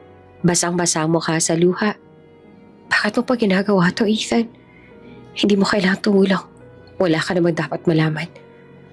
Ngunit habang sinasabi niya ayon, hindi niya mapigilang mapatingin kay Gio sa loob ng ER.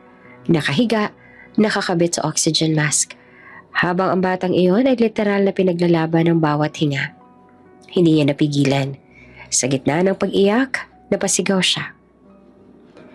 Ethan, tulungan mo ang anak mo. Tumigil si Ethan. Napako siya sa kinatatayuan. Parang tumigil ang paligid. Ang mga tunog ng ospital ay biglang naglaho. Ano? Sinabi mo? Mahina niyang tanong. Napahawak si Lara sa bibig. Huli na para pawiin. Nanginginig ang mga kamay niya habang lumuluha. Oo, Ethan. Bulong niya. Si Gio. Anak mo siya. Halos hindi naman makapaniwala si Ethan. Sa loob ng ilang segundo, lahat ng tanong niya ay nagkaroon ng sagot. Ang kutob, ang pagkakapareho, ang kakaibang koneksyon. Diyos ko, napaupo siya. Halos hindi makahinga. Ilang taon mo ang tinago sa akin? Umiyak si Lara. Ginawa ko to para protektahan siya. Para hindi siya makaranas ng sakit na naranasan ko noon sa pamilya mo. Hindi ko naman ginustong itago siya pero wala akong choice, Ethan. Tahimik lamang si Ethan. Pero sa loob-loob niya, unti-unti siyang pinupuno ng halo-halong emosyon. Galit, lungkot at matinding pagsisisi. Lumapit siya kay Lara at mahina niyang sinabi. Kung alam ko lang, Sana noon pa. Sana hindi na kita hinayaang umalis. Sa kabilang silid, maririnig nila si Gio na muling humihinga ng maayos. Napatakip ng bibig si Lara at napaluha sa ginhawa. Si Ethan naman, tahimik na nakatingin habang dumadaloy sa kanya ang katotohanan. Ang batang muntik nang mawala sa kanya ay ang batang pinangarap niyang magkaroon noon pa. Tahimik ang buong ospital ng gabing iyon. Sa labas ng emergency room nakaupo si Ethan, hindi mapakali, habang pinagmamasan si Lara na walang tigil sa pagdarasal. Namumugto ang mga mata nito sa pag-iyak. Hawak-hawak pa rin ang lumang panyo na basang-basa na ng luha. Sa loob ng ER, abalang mga nurse sa pag-aasikaso kay Gio na humihinga sa tulong ng nebulizer. Wala kang kasalanan. Mahinang sabi ni Lara na halos pabulong. Ako na lang sanang nagkasakit. Hindi ko alam kung kakayanin ko kapag... Hindi niya na tinapos ang pangungusap. Napayuko siya. At doon, nakita ni Ethan ang bigat ng lahat ng taon na pinasa nito na mag-isa. Lumapit si Ethan, marahang inilagay ang kamay sa balikat ng babae. Lara, kung totoo ang lahat ng sinabi mo kanina. Tumango ito at nanginginig ang labi. Oo, Ethan. Anak mo si Gio. Tumigil si Ethan sa paghinga. Para bang isang malakas sa alon ang tumama sa kanya. Ang batang tinulungan niya. Ang batang gustong-gusto niyang pag-aralin. Ang batang tila konektado sa kanya mula pa noon ay anak niya pala. Bakit hindi mo sinabi noon? Natakot ako. Nung pinaalis ako ng mama mo, buntis na ako. Akala ko mas mabuti nang mawala ako sa buhay mo. Wala akong kayang ipaglaban noon. Sandaling katahimikan ang namayani. Pagkaraan ng ilang minuto, tumayo siya at tumapit sa nurse's station. Excuse me, mahina niyang sabi. Gusto ko sana mag-request ng confidential test. Tumingin ang nurse at medyo nagulat. Anong klaseng test po, sir? DNA test. Sumagot si Ethan na halos pabulong. Between me and the boy inside that room. Alam niyang umamin na si Lara pero sa loob-loob niya, kailangan niyang masiguro. Hindi dahil hindi siya naniniwala, kundi dahil gusto niyang maramdaman sa papel man lang na totoo ang koneksyong iyon. Gusto niyang makita at hindi lang maramdaman. Habang kinukuha ng nurse ang sample ng dugo ni Gio, pinagmamasan lang ni Ethan mula sa labas. Tahimik lamang ang bata, mahimbing na natutulog. Parang anghel. Naramdaman niya ang bigat sa dibdib, pagsisisi, tuwa at takot. Lahat ng emosyon na matagal nang naipon. Kinabukasan, maagang dumating si Ethan sa ospital. Hawak niya ang isang tasa ng kape, ngunit hindi niya ito maibaba sa kaba. Umupo siya sa hallway katapat ng laboratory, habang si Lara naman ay tahimik na naglalaban ng mga lab gown sa janitor's area. Parang walang nangyari, pero sa totoo lang, pareho silang hindi mapakali. Lumapit ang isang staff nurse at inabot ang sobre. Sir, confidential result po. Sabi nito at kinuha ni Ethan ang sobre.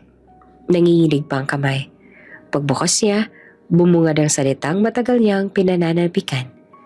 Paternity probability, 99.9% matched. Napatigil siya, hindi siya nakagalaw.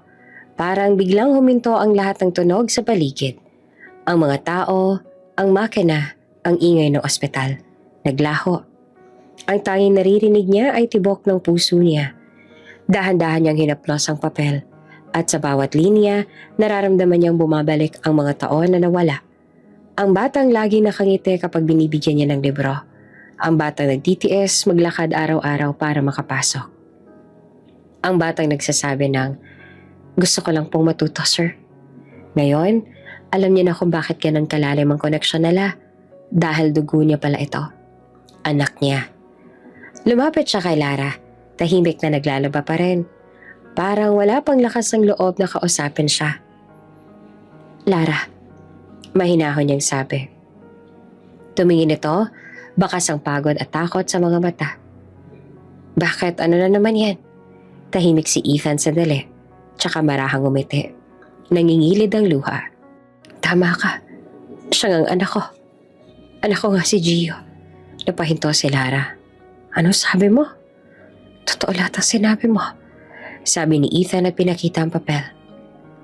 Match 99%. Hindi na ako magdududa, Lara. Humagulgol si Lara. Napaupo sa sahig, tinakpan ang mukha. Ayoko malaman mo sa ganitong paraan. Ayokong isipin mong ginagamit ko si Gio para makabalik sa buhay mo. Lumapit si Ethan. Marahang hinawakan ang balikat niya. Wala kang kailangang ipaliwanag. Kung alam mo lang, ilang beses kong naramdaman na parang may kulang sa akin. Ngayon, alam ko na kung ano yon. Sa puntong yon, napahawak siya sa dibdib at sa unang pagkakataon, ngumiti ng totoo. Salamat, Lara. Mahina niyang sabi. Dahil pinalaki mo siyang mabuti. Hindi ko man siya nakasama noon pero ngayon, hindi ko nahahayaang mawala pa siya sa akin. Sa loob ng silid, dahan-dahang dumilat si Gio. Nakita niya si Ethan at ang kanyang ina sa labas ang salamin. Magkausap, nagingitian habang may luha sa pisngi. Hindi niya alam kung bakit pero may mainit na pakiramdam sa puso niya. Ngumiti siya at mahina niyang bulong. Salamat po, Lord. At sa labas, sa unang pagkakataon, nakaramdam si Ethan ng kapayapaan. Hindi na siya kailangang magtanong. Hindi na kailangang magduda. Dahil sa harap niya, sa wakas, ay ang buo niyang dahilan para magmahal muli. Makalipas ang ilang araw, nakalabas na rin si Gio mula sa ospital. Malakas na ulit siya. At kahit payat pa, balik na ang sigla sa kanyang mukha. Habang binabalot ni Lara ang mga damit nila sa lumang bag, lumapit si Ethan. Wala nang kailangang madaliin, sabi niya. Doon muna kayo sa bahay ko. Mas maayos doon si Gio habang nagpapalakas. Ayoko, Ethan. Mariing sagot ni Lara. Hawak pa rin ang lumang bag. Baka magalit ang mama mo kapag nalaman niyang nandun kami. Ngumiti naman si Ethan at marahang kinuha ang bag mula sa kanya. Kung magagalit siya, akong kakausap. Hindi mo kailangang magtago pa. Tapos na yung panahon na pinagtatabuyan ka. Walang nagawa si Lara. Sa huli, pumayag siyang sumama. Gabi nang makarating sila sa bagong bahay ni Ethan. Hindi na ito ang lumang mansyon ng mga Villarreal, kundi isang tahimik na tahanang malayo sa gulo ng nakaraan. Habang binubuksan ng driver ang gate, napalunok si Lara. Iba ang pakiramdam. Hindi na ito tahanan ng mga amo, kundi bahay ng lalaking minsang minahal niya. Tahimik siyang pumasok kasama si Gio, habang pinagmamasa ng mga dingding na puno ng bagong alaala. Sa bawat hakbang, ramdam niya ang kaba. Parang tanong ng puso niya, handa ba siyang magsimulang muli sa piling ni Ethan? Ang laki naman ng bahay na to, di ba ma? Balala si Gio, namamangha sa mga ilaw at fountain. Parang hotel. Ngumiti si Lara kahit may kaba sa dibdib. Oo anak, pero tandaan mo, bisita lang tayo rito. Pagpasok nila, sinalubong sila ng mga kasambahay. May ilan na nakatingin lang, halatang nagulat. Si Ethan naman ay tila walang pakialam sa mga tingin. Diretso lang sa sala. Dito na muna kayo, sabi niya. Si Gio pwede sa guest room sa taas. Lara, kung gusto mong tumulong sa kusina, pwede mo sabihin kay Aling Rosa. Pero gusto ko magpahinga ka muna.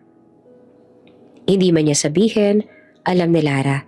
Si Ethan ngayon ay determinadong itama ang lahat ng pagkakamali ng nakaraan.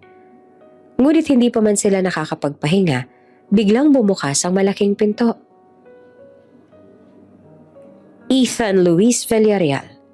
Lahat ay napalingon. Mabilis ang yapag ng Doña Villarreal.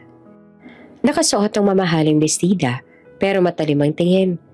Kasunod niya ang dalawang kasambahay na hindi makatingin diretso. Tumigil si Lara sa pag-aayos ng gamit at para siyang nanigas sa kinatatayuan. Si Gio naman nagtataka kung bakit biglang tumahimik ang lahat. Anong ginagawa ng babaeng yan dito? Sigaw ng Donya, sabay turo kay Lara. At bakit nandito ang bata?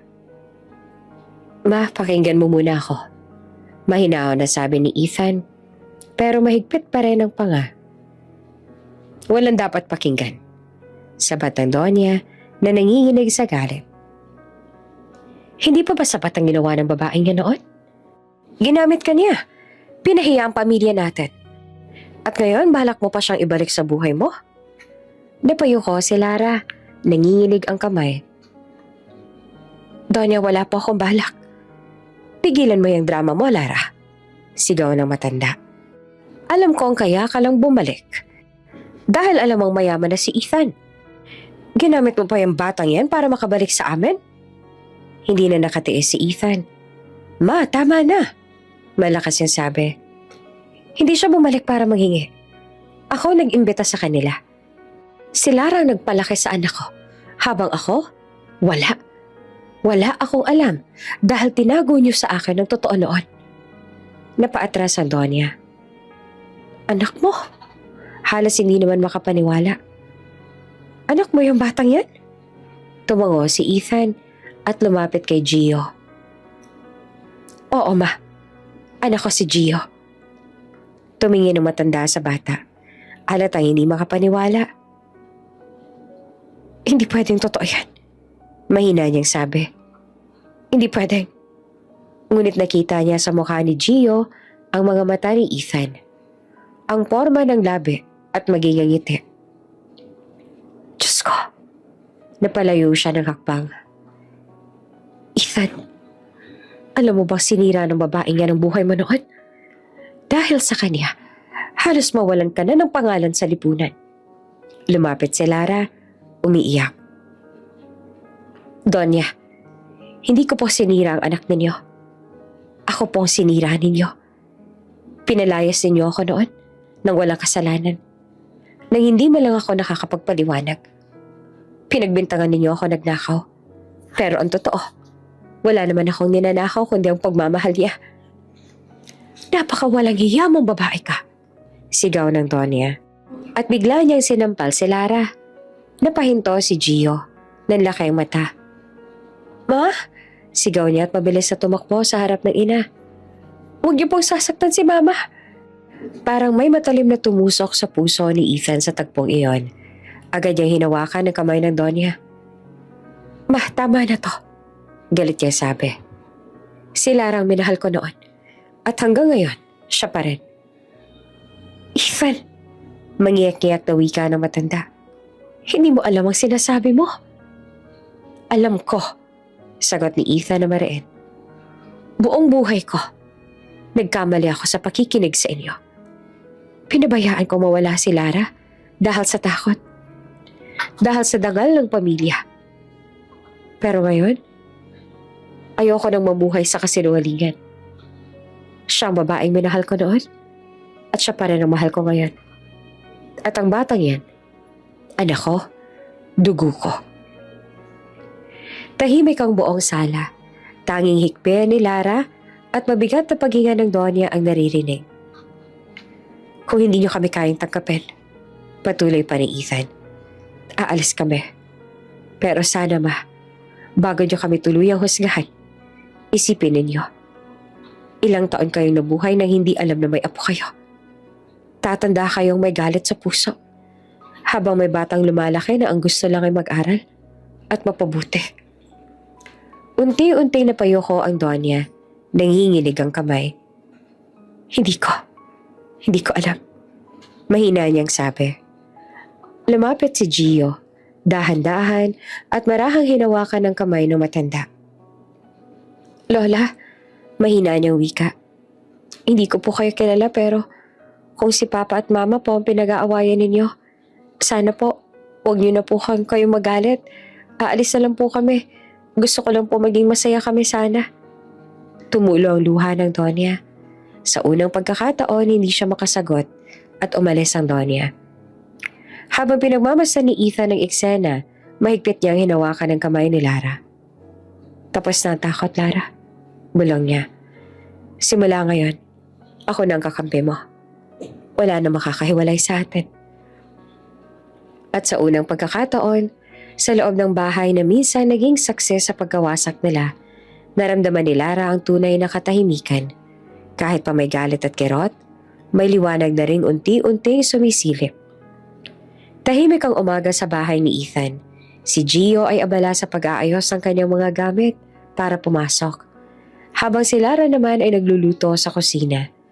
Masaya na sana ang lahat. Tila unti-unting nabubuo muli ang pamilya na matagal nang winasak ng nakaraan. Ngunit sa lilim ng mga haligi ng bahay, may isang matang matagal nang nanonood. Si Mila. Matagal na siyang kasambahay ng ina ni Ethan. At kahit nang bumukod na ito, isinama siya bilang tagapag-alaga ng bahay. Tahimik, masipag, ngunit sa likod ng mga ngiti niya, may tinatagong inggit at sugat ng kahapon. Mula pa noon, lihim ng minamahal ni Mila si Ethan. Siya ang nakasakses sa mga unang ngiti ng binata. Sa mga araw na nag-aaral ito, at sa mga gabing umiiyak ito nang mawala si Lara. Ngunit, nang muling makita niyang magkasama sina Lara at Ethan sa ilalim ng iisang bubong, parang bumalik lahat ng pait na pilit niyang nilimot. Habang pinagmamasdan niya mula sa hagdanan si Lara na nakangiti nag-aayos ng mesa, kumulo ang dugo ni Mila. Ang kapal ng mukha mong bumalik, Lara. Bulong niya sa sarili. Kinuha mo na noon si Ethan. Ngayon gumawa ka pa ng pamilya ninyo. Kinagabihan habang nagtitipon ang lahat para kumain, nagulat si Lara nang lumapit si Mila, dala ang isang lumang envelope. Sir Ethan, may hinahong sabi ni Mila pero may bahid ng galit sa tinig. May dapat po kayong malaman. Tungkol kay Lara. Tahimik ang buong mesa. Maging si Gio ay napatingin sa kanila. Dahan-dahan binuksan ni Mila ang sobre. At doon ay lumabas ang isang kupas sa litrato. Si Lara may hawak na sobre ng pera. Kuha sa lumang mansyon. Ito po ang ebidensya na siya talaga nagnakaw ng perang alahas na nawala noon sa bahay ng Donya. Sabi ni Mila. Halos nanginginig ang tinig. Nabigla si Ethan. Ano itong pinagsasasabi mo, Mila? Malamig ang tanong. Ngunit bago pa makasagot si Lara, nagsalitang muli si Mila. Noon pa po, nagdududa na ako sa kanya. Simula nung mapansin kong lagi kayo magkasama, nagbago na siya.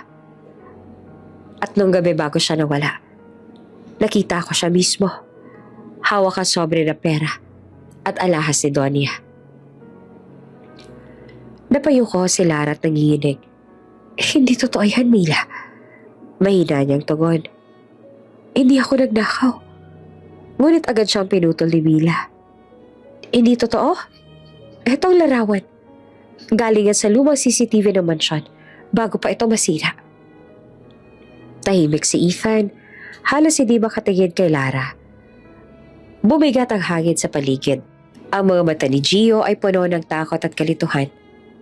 Mama, totoo ba yan? Mahinang tanaw ng bata. Hindi naman agad nakasagot si Lara. Lumapit siya kay Gio at hinawakan ito sa balikat. Anak, hindi ako nagnakaw at wala akong ginawang masama. Pero alam ko may mga taong gustong sirain ako noon. Ngunit tila hindi iyon sapat kay Mila.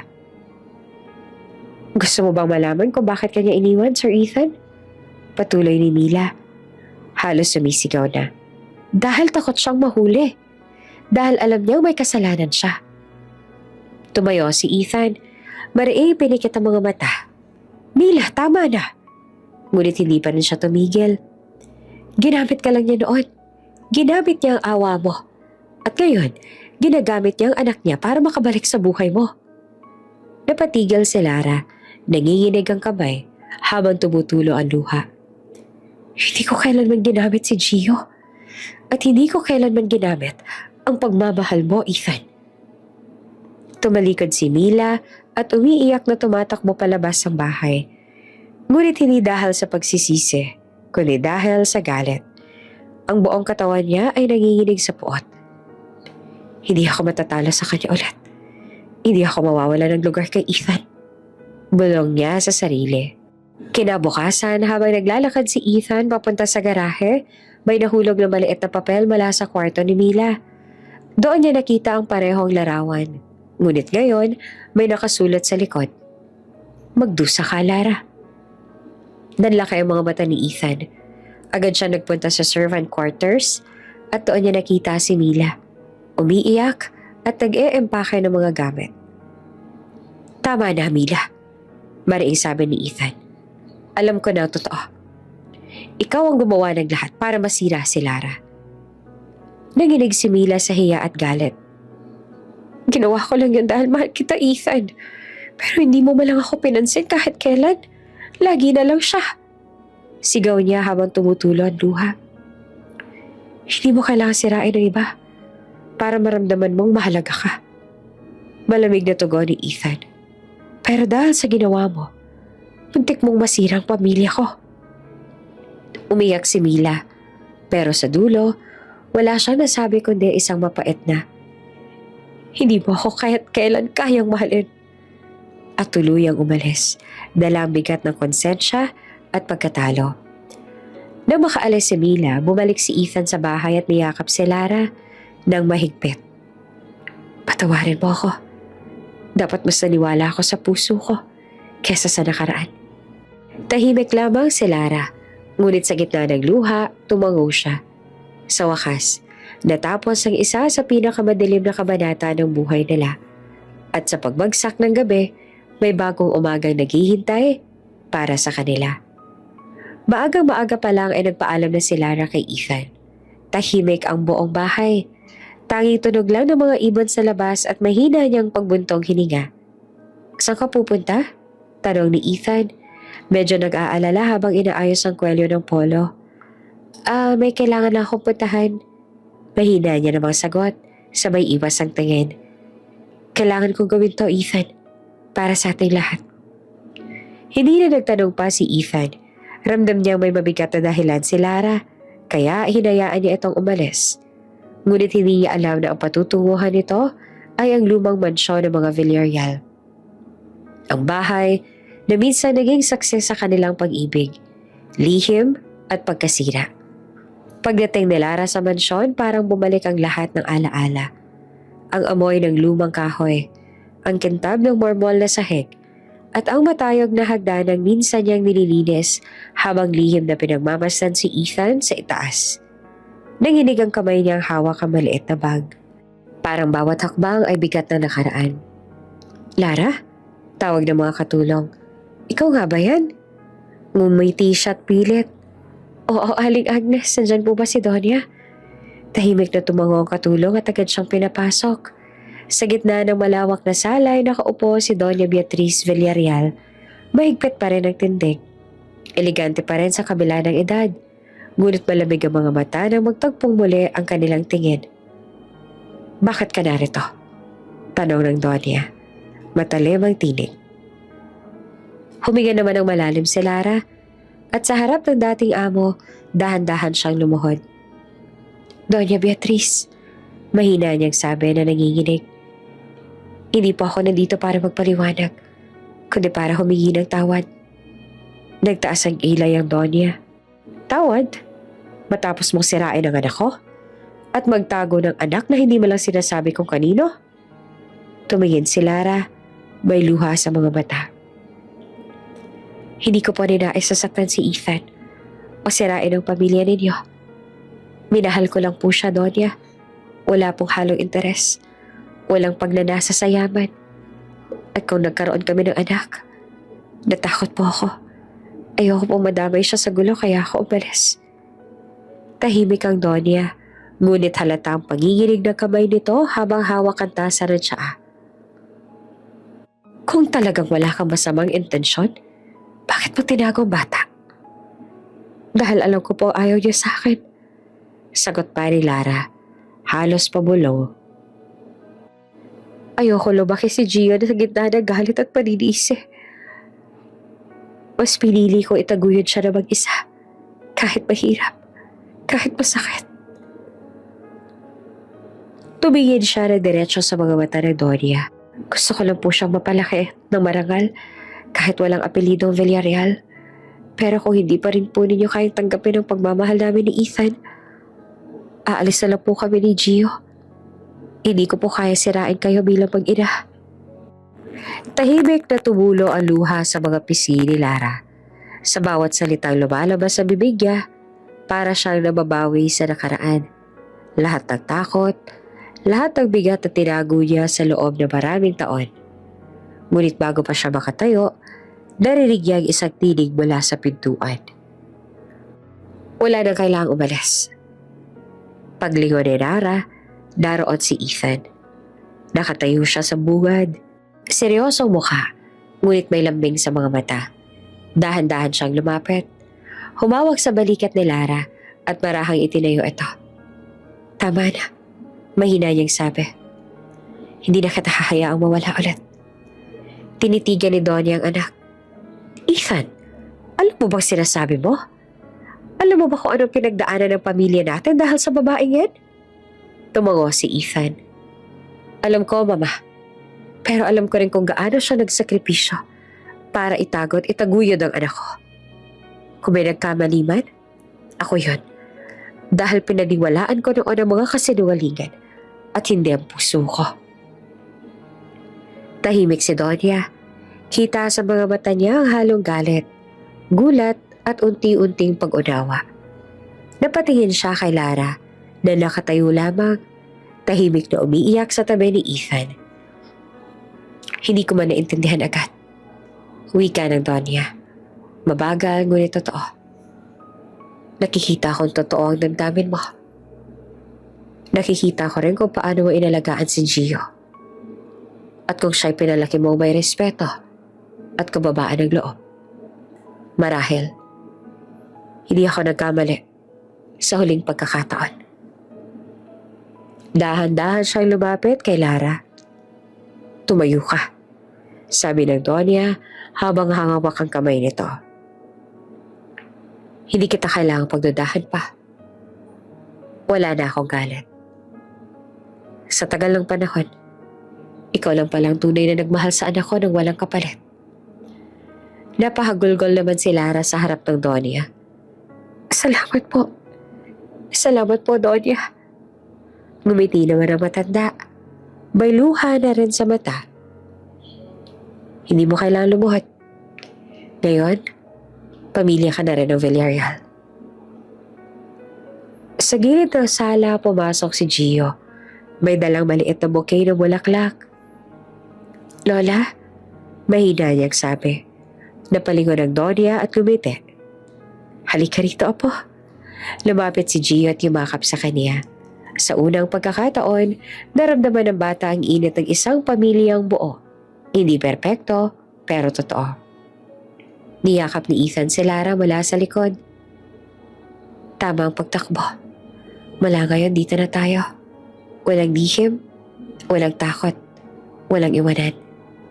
At sa lumang mansyon na minsan naging success sa kanilang pagdurusa, muling umalingaw-ngaw ang tahimik na pag-ibig. Isang tanda ng tunay na pagpapatawad at ng pamilyang muling nabuo dahil pinili nila magpatawad, magmahal at magsimulang muli.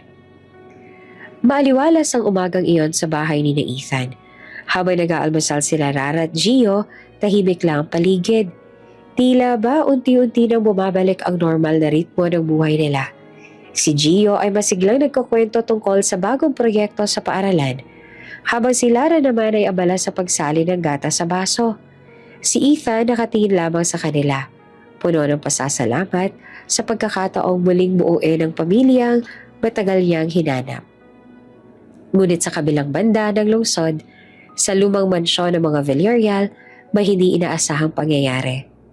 Habang naglalakad pababa ng hagdan si Doña Beatriz, bigla siya nawala ng balanse. Napasigaw ang mga kasambahay nang bumagsak ito sa matigas sa marmol. At ilang saglit lang ay nakaratay na ito sa sahig. Walang malay. Donya, tulungan ninyo kami! Sigaw ng isang katulong. Agad siyang isinugod sa ospital. Pagkaraan ng ilang minuto, tumunog ang telepono sa bahay ni Ethan.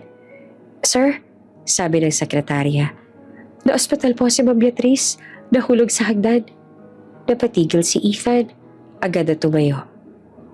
At walang pagdadalawang isip na tumakbo palabas. Lara, pupunta ako sa ospital. Ayoko sanang iwan kayo pero kailangan ko siyang makita. Tumango naman si Lara, halatang nag-aalala rin. Sige Ethan, sabihin mo sa kanya gumaling siya agad. Pagdating ni Ethan sa ospital, sinalubong siya ng mga nurse at agad siyang dinala sa silid ng kanyang ina. Nakahiga roon si Doña Beatriz. Mahina ngunit gising. Ang dating matatag at istriktong ina, ngayon tila ba isang ina na napagod sa bigat ng mga taon. Ma, mahina ang tawag ni Ethan habang lumapit. Anong nangyari? Ayos ka lang ba? Ngumiti naman ang Donya, mahina at papatla.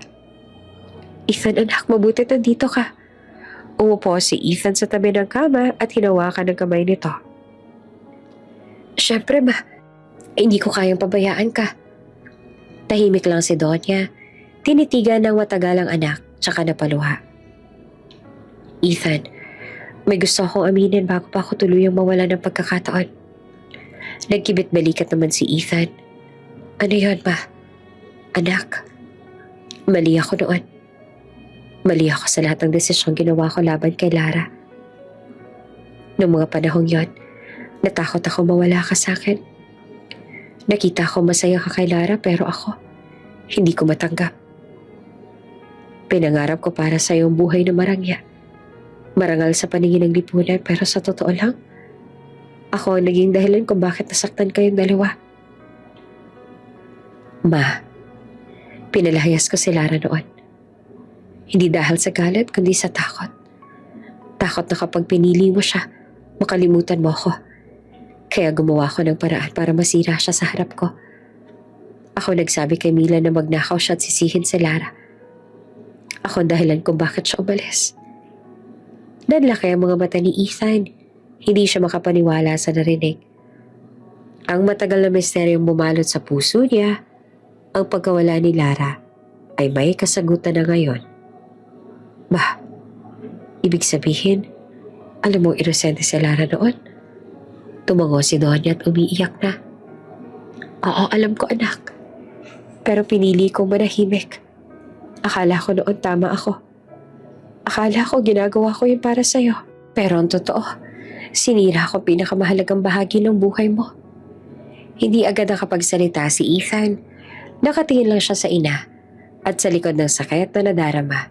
Naroon pa rin ang pagmamahal ng isang anak. Dahan-dahan siyang tumayo at hinawakan ng mas mahigpit ang kamay ng Donya. Ma, mahinahon niyang sabi. Matagal ko nang pinangarap na marinig yan. Oo, nasaktan ako. Pero hindi ko kaya magtanim ng galit sa'yo. Alam kong ginawa mo yan dahil anak mo ako at gusto mo lang akong protektahan sa paraang alam mo. Napaluha ang Donya sa mga salitang yon. Ethan, mapapatawad mo ba ako? Tumango si Ethan, hinaplos ang buhok ng ina. Siyempre ma, wala namang nanay na hindi nagkakamali. Wala ring anak na dapat tumalikod sa ina. Ang mahalaga ngayon, alam na natin ang totoo. At gusto kong gumaling ka para makasama mo pa si Gio. Ngumiti ang Donya at pilit na ngumiti na may pag-asa. Si Gio, napakabait niyang bata. Para siyang ikaw nung maliit ka pa. Alam mo, nung unang beses ko siya nakita, may kung anong init sa puso ko na hindi ko alam. Apo ko pala siya. Tumawa si Ethan ng bahagya. Kasi mabuti siyang bata, ma. Gaya ni Lara. At sana paglabas mo dito, makasama mo na rin silang dalawa. Simula ngayon, wala nang lihim, wala nang galit. Pamilya tayo. Buo at totoo. Tahimik na pumatak ang luha ng Donya. Ngunit may ngiti sa labi. Salamat anak. Salamat at hindi mo ako tinuluyang talikuran. Hinaplos ni Ethan ang pisngi ng ina. Hindi ko naman kaya yun, ma. Ikaw pa rin ang una kong tahanan. Lumipas ang ilang oras, muling nakatulog si Doña Beatriz. Mas kalmado na ang paghinga. Lumabas si Ethan ng silid. Huminga ng malalim at napatingala. Sa wakas, parang nabunutan siya ng tinik na kay tagal niyang pasan. Sa hallway dumating si Lara at Gio. Kamusta si Doña Beatriz? Tanong ni Lara na may pag-aalala sa mukha. Ngumiti naman si Ethan, bahagyang tumulo ang luha. Mabuti na siya. At sa wakas, lahat ng tanong natin nasagot na. Hinawakan niya ang kamay ni Lara, sabay sabi ng may ngiti. Ngayon, makakahinga na tayo. Wala nang galit. Wala nang takot. Puro kapatawaran na lang. At sa labas ng silid habang nakasilip si Gio at nakita ang lola niyang nakahimlay, mahina siya nagbulong.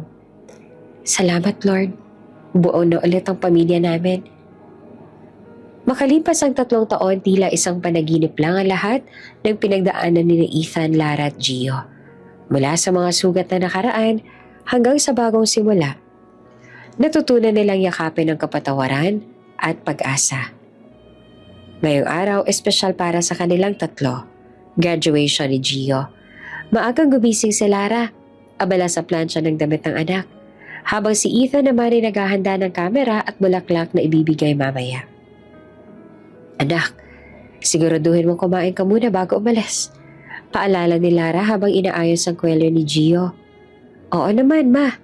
Sagot ni Gio na nakangiti. Halatang sabik pero kinakabahan din. Hindi ako pwedeng mahilo sa stage. Baka matumba ako sa gitna ng speech. Napatawa si Ethan habang inaayos ang mga dadalhin. Hindi ka mahihilo. Alam ko namang sanay kang humarap sa tao. Valedictorian ka anak, kaya proud kami sa'yo. Napangiti naman si Gio. Ngunit may luha sa gilid ng mga mata. Kung hindi dahil sa inyo, hindi ako makakarating dito. Habang naglalakad sila papunta sa paaralan, nadaanan nila ang lumang gate kung saan madalas sumilip noon si Gio. Ito ang simula ng lahat. Huminto siya sandali. Pinagmamasa nito. Pa, dito nagsimula ang lahat ano? Tumango si Ethan at nakangiti. Oo, dito rin kita unang nakita. Madungis na kapaa, pero may liwanag sa mga mata. Parang sinasabi ng tadhana na, iyan ang anak mo, Ethan. Ngumiti si Lara at hinawakan ng kamay nilang mag-ama. At ngayon tingnan mo siya, binata na. Pagdating nila sa paaralan, punong-puno ng tao ang auditorium. Nakaayon sa mga estudyante sa kani-kanilang upuan. At sa unahan, nakaupo ang mga magulang na punong-puno ng tuwa. Umupo sila Ethan at Lara sa gitna. Parehong kabado pero masaya. Habang isa-isang tinatawag ang mga pangalan ng mga nagtatapos, narinig ang masiglang palakpakan.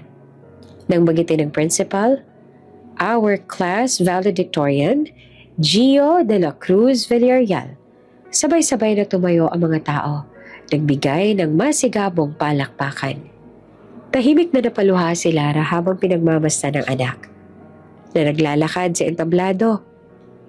Suot ang toga. May kumpiyansa hindi niya kailanman nakita noon. Si Ethan naman ay napangiti, bahagyang sumipol pa ng palakpakan. Parang batang proud sa kanyang anak. Tumayo si Gio sa podium, huminga ng malalim, at nagsimulang magsalita. Magandang hapon po sa inyong lahat. Bago ang lahat, gusto ko magpasalamat sa Diyos na sa pagkakataong ibinigay niya sa akin na makapag-aral, mangarap at tumayo rito ngayon. Tahimik ang lahat. Marami po sa atin na nagsimula sa wala. Ako mismo, dati lang sumisilip sa bintana ng eskwelahan na to. Naglilinis ng basura at nangangarap lang na makapasok sa loob. Akala ko noon imposible, pero may isang taong naniwala. Sandaling tumigil si Gio at napatingin kay Ethan na nakatingin din sa kanya. May ngiting puno ng pagmamalaki. Hindi ko alam noon na siyang tatay ko. Ang taong nagbigay sa akin ng pagkakataon na hindi lang basta mabuting tao, kundi ang taong pinagmanahan ko ng pangarap at tapang. Nagsimula namang magilid ang luha ni Lara. Ramdam niya ang bawat salita ng anak. Totoo, galing sa puso. Salamat po, pa. Sabi ni Gio na ang tinig ay halos pabulong, ngunit umaalingaw sa buong bulwagan. Salamat sa mga taong naniwala sa akin. At kahit hindi pa niya alam na anak niya ako. Salamat sa pagmamahal na hindi humingi ng kapalit. Nagpalakpakan ng lahat, pati mga guro at estudyante. May ilan pang napaluha sa kwento ng batang minsang nasa labas lang ng gate, pero ngayon nangunguna na sa buong klase. Itinuloy ni Gio ang kanyang talumpate. Sa lahat ng estudyante rito, gusto kong ipaalala, hindi mo kailangang mayaman para mangarap. Hindi mo kailangang perpekto para magtagumpay. Ang kailangan mo lang, puso at tiwala sa sarili. Matapos ang malakas na palakpakan, lumapit si Ethan sa entablado at mahigpit na niyakap ang anak. Proud ako sa'yo, anak. Bulong niya. Sobrang proud. Salamat pa. Para to sa inyo ni Mama. Anak, ang layo na ng narating mo. Salamat at hindi mo kami binigo. Paglapit ni Lara ay niyakap silang dalawa. Hindi po ako nangangako na maging perfect. Pero mangangako akong hindi ko kakalimutan kung saan ako nanggaling.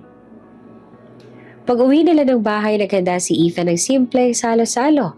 May spaghetti, fried chicken at maliit na cake na may nakasulat na, "Congratulations, valedictorian Gio." Pa naman?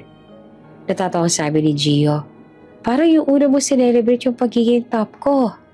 Tama na anak, sagot ni Ethan habang inaabot ang regalo. Isang bagong laptop. Para sa kolehiyo mo. Naputulala si Gio. Pa, sobra naman to. Ngumiti si Ethan. Wala yon. Para sa anak ko nagpatunay na ang imposible, nagiging totoo kapag may sipag at puso. Habang kumakain sila, napatingin si Lara sa dalawa. Sa mga ngiti nila, ramdam niya ang kapayapaang matagal nilang hinintay. Walang galit, walang sakit, puro pagmamahal. Sa labas, tanaw ang bituin sa langit. Umihip ang malamig na hangin at sa bawat paghinga nila, dama ang bagong simula. Salamat sa pagkakataong maitama ang nakaraan. Makalipas ang ilang buwan mula nang magtapos si Gio, tuluyan ang naging tahimik at payapa ang buhay ng pamilya Villarreal. Wala na mga lihim, wala nang galit. Tanging pag-ibig, pangarap at pag-asa na lamang ang namamayani sa kanilang tahanan.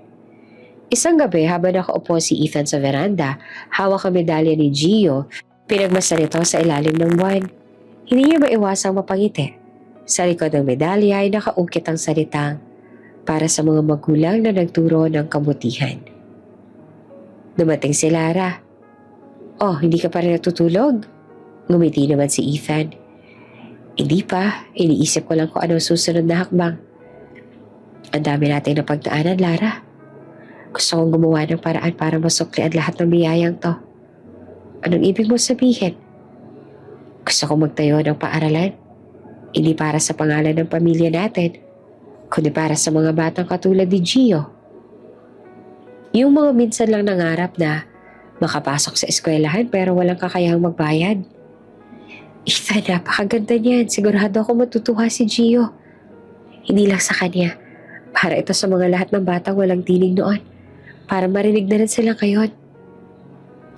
Sa tulong ng Villarreal Foundation, ilang buwan na nakalipas, ipinundar ni Ethan ang isang maliit ngunit maayos na paaralan sa isang liblib na barangay sa labas ng lungsod. Ipinangalanan nila ito sa ina ni Lara, Lara de la Cruz Learning Center, bilang pagpupugay sa babaeng minsang nangarap para sa anak na hindi niya nakitang magtagumpay. Sa unang araw ng pagbubukas, maagang nagising si Lara.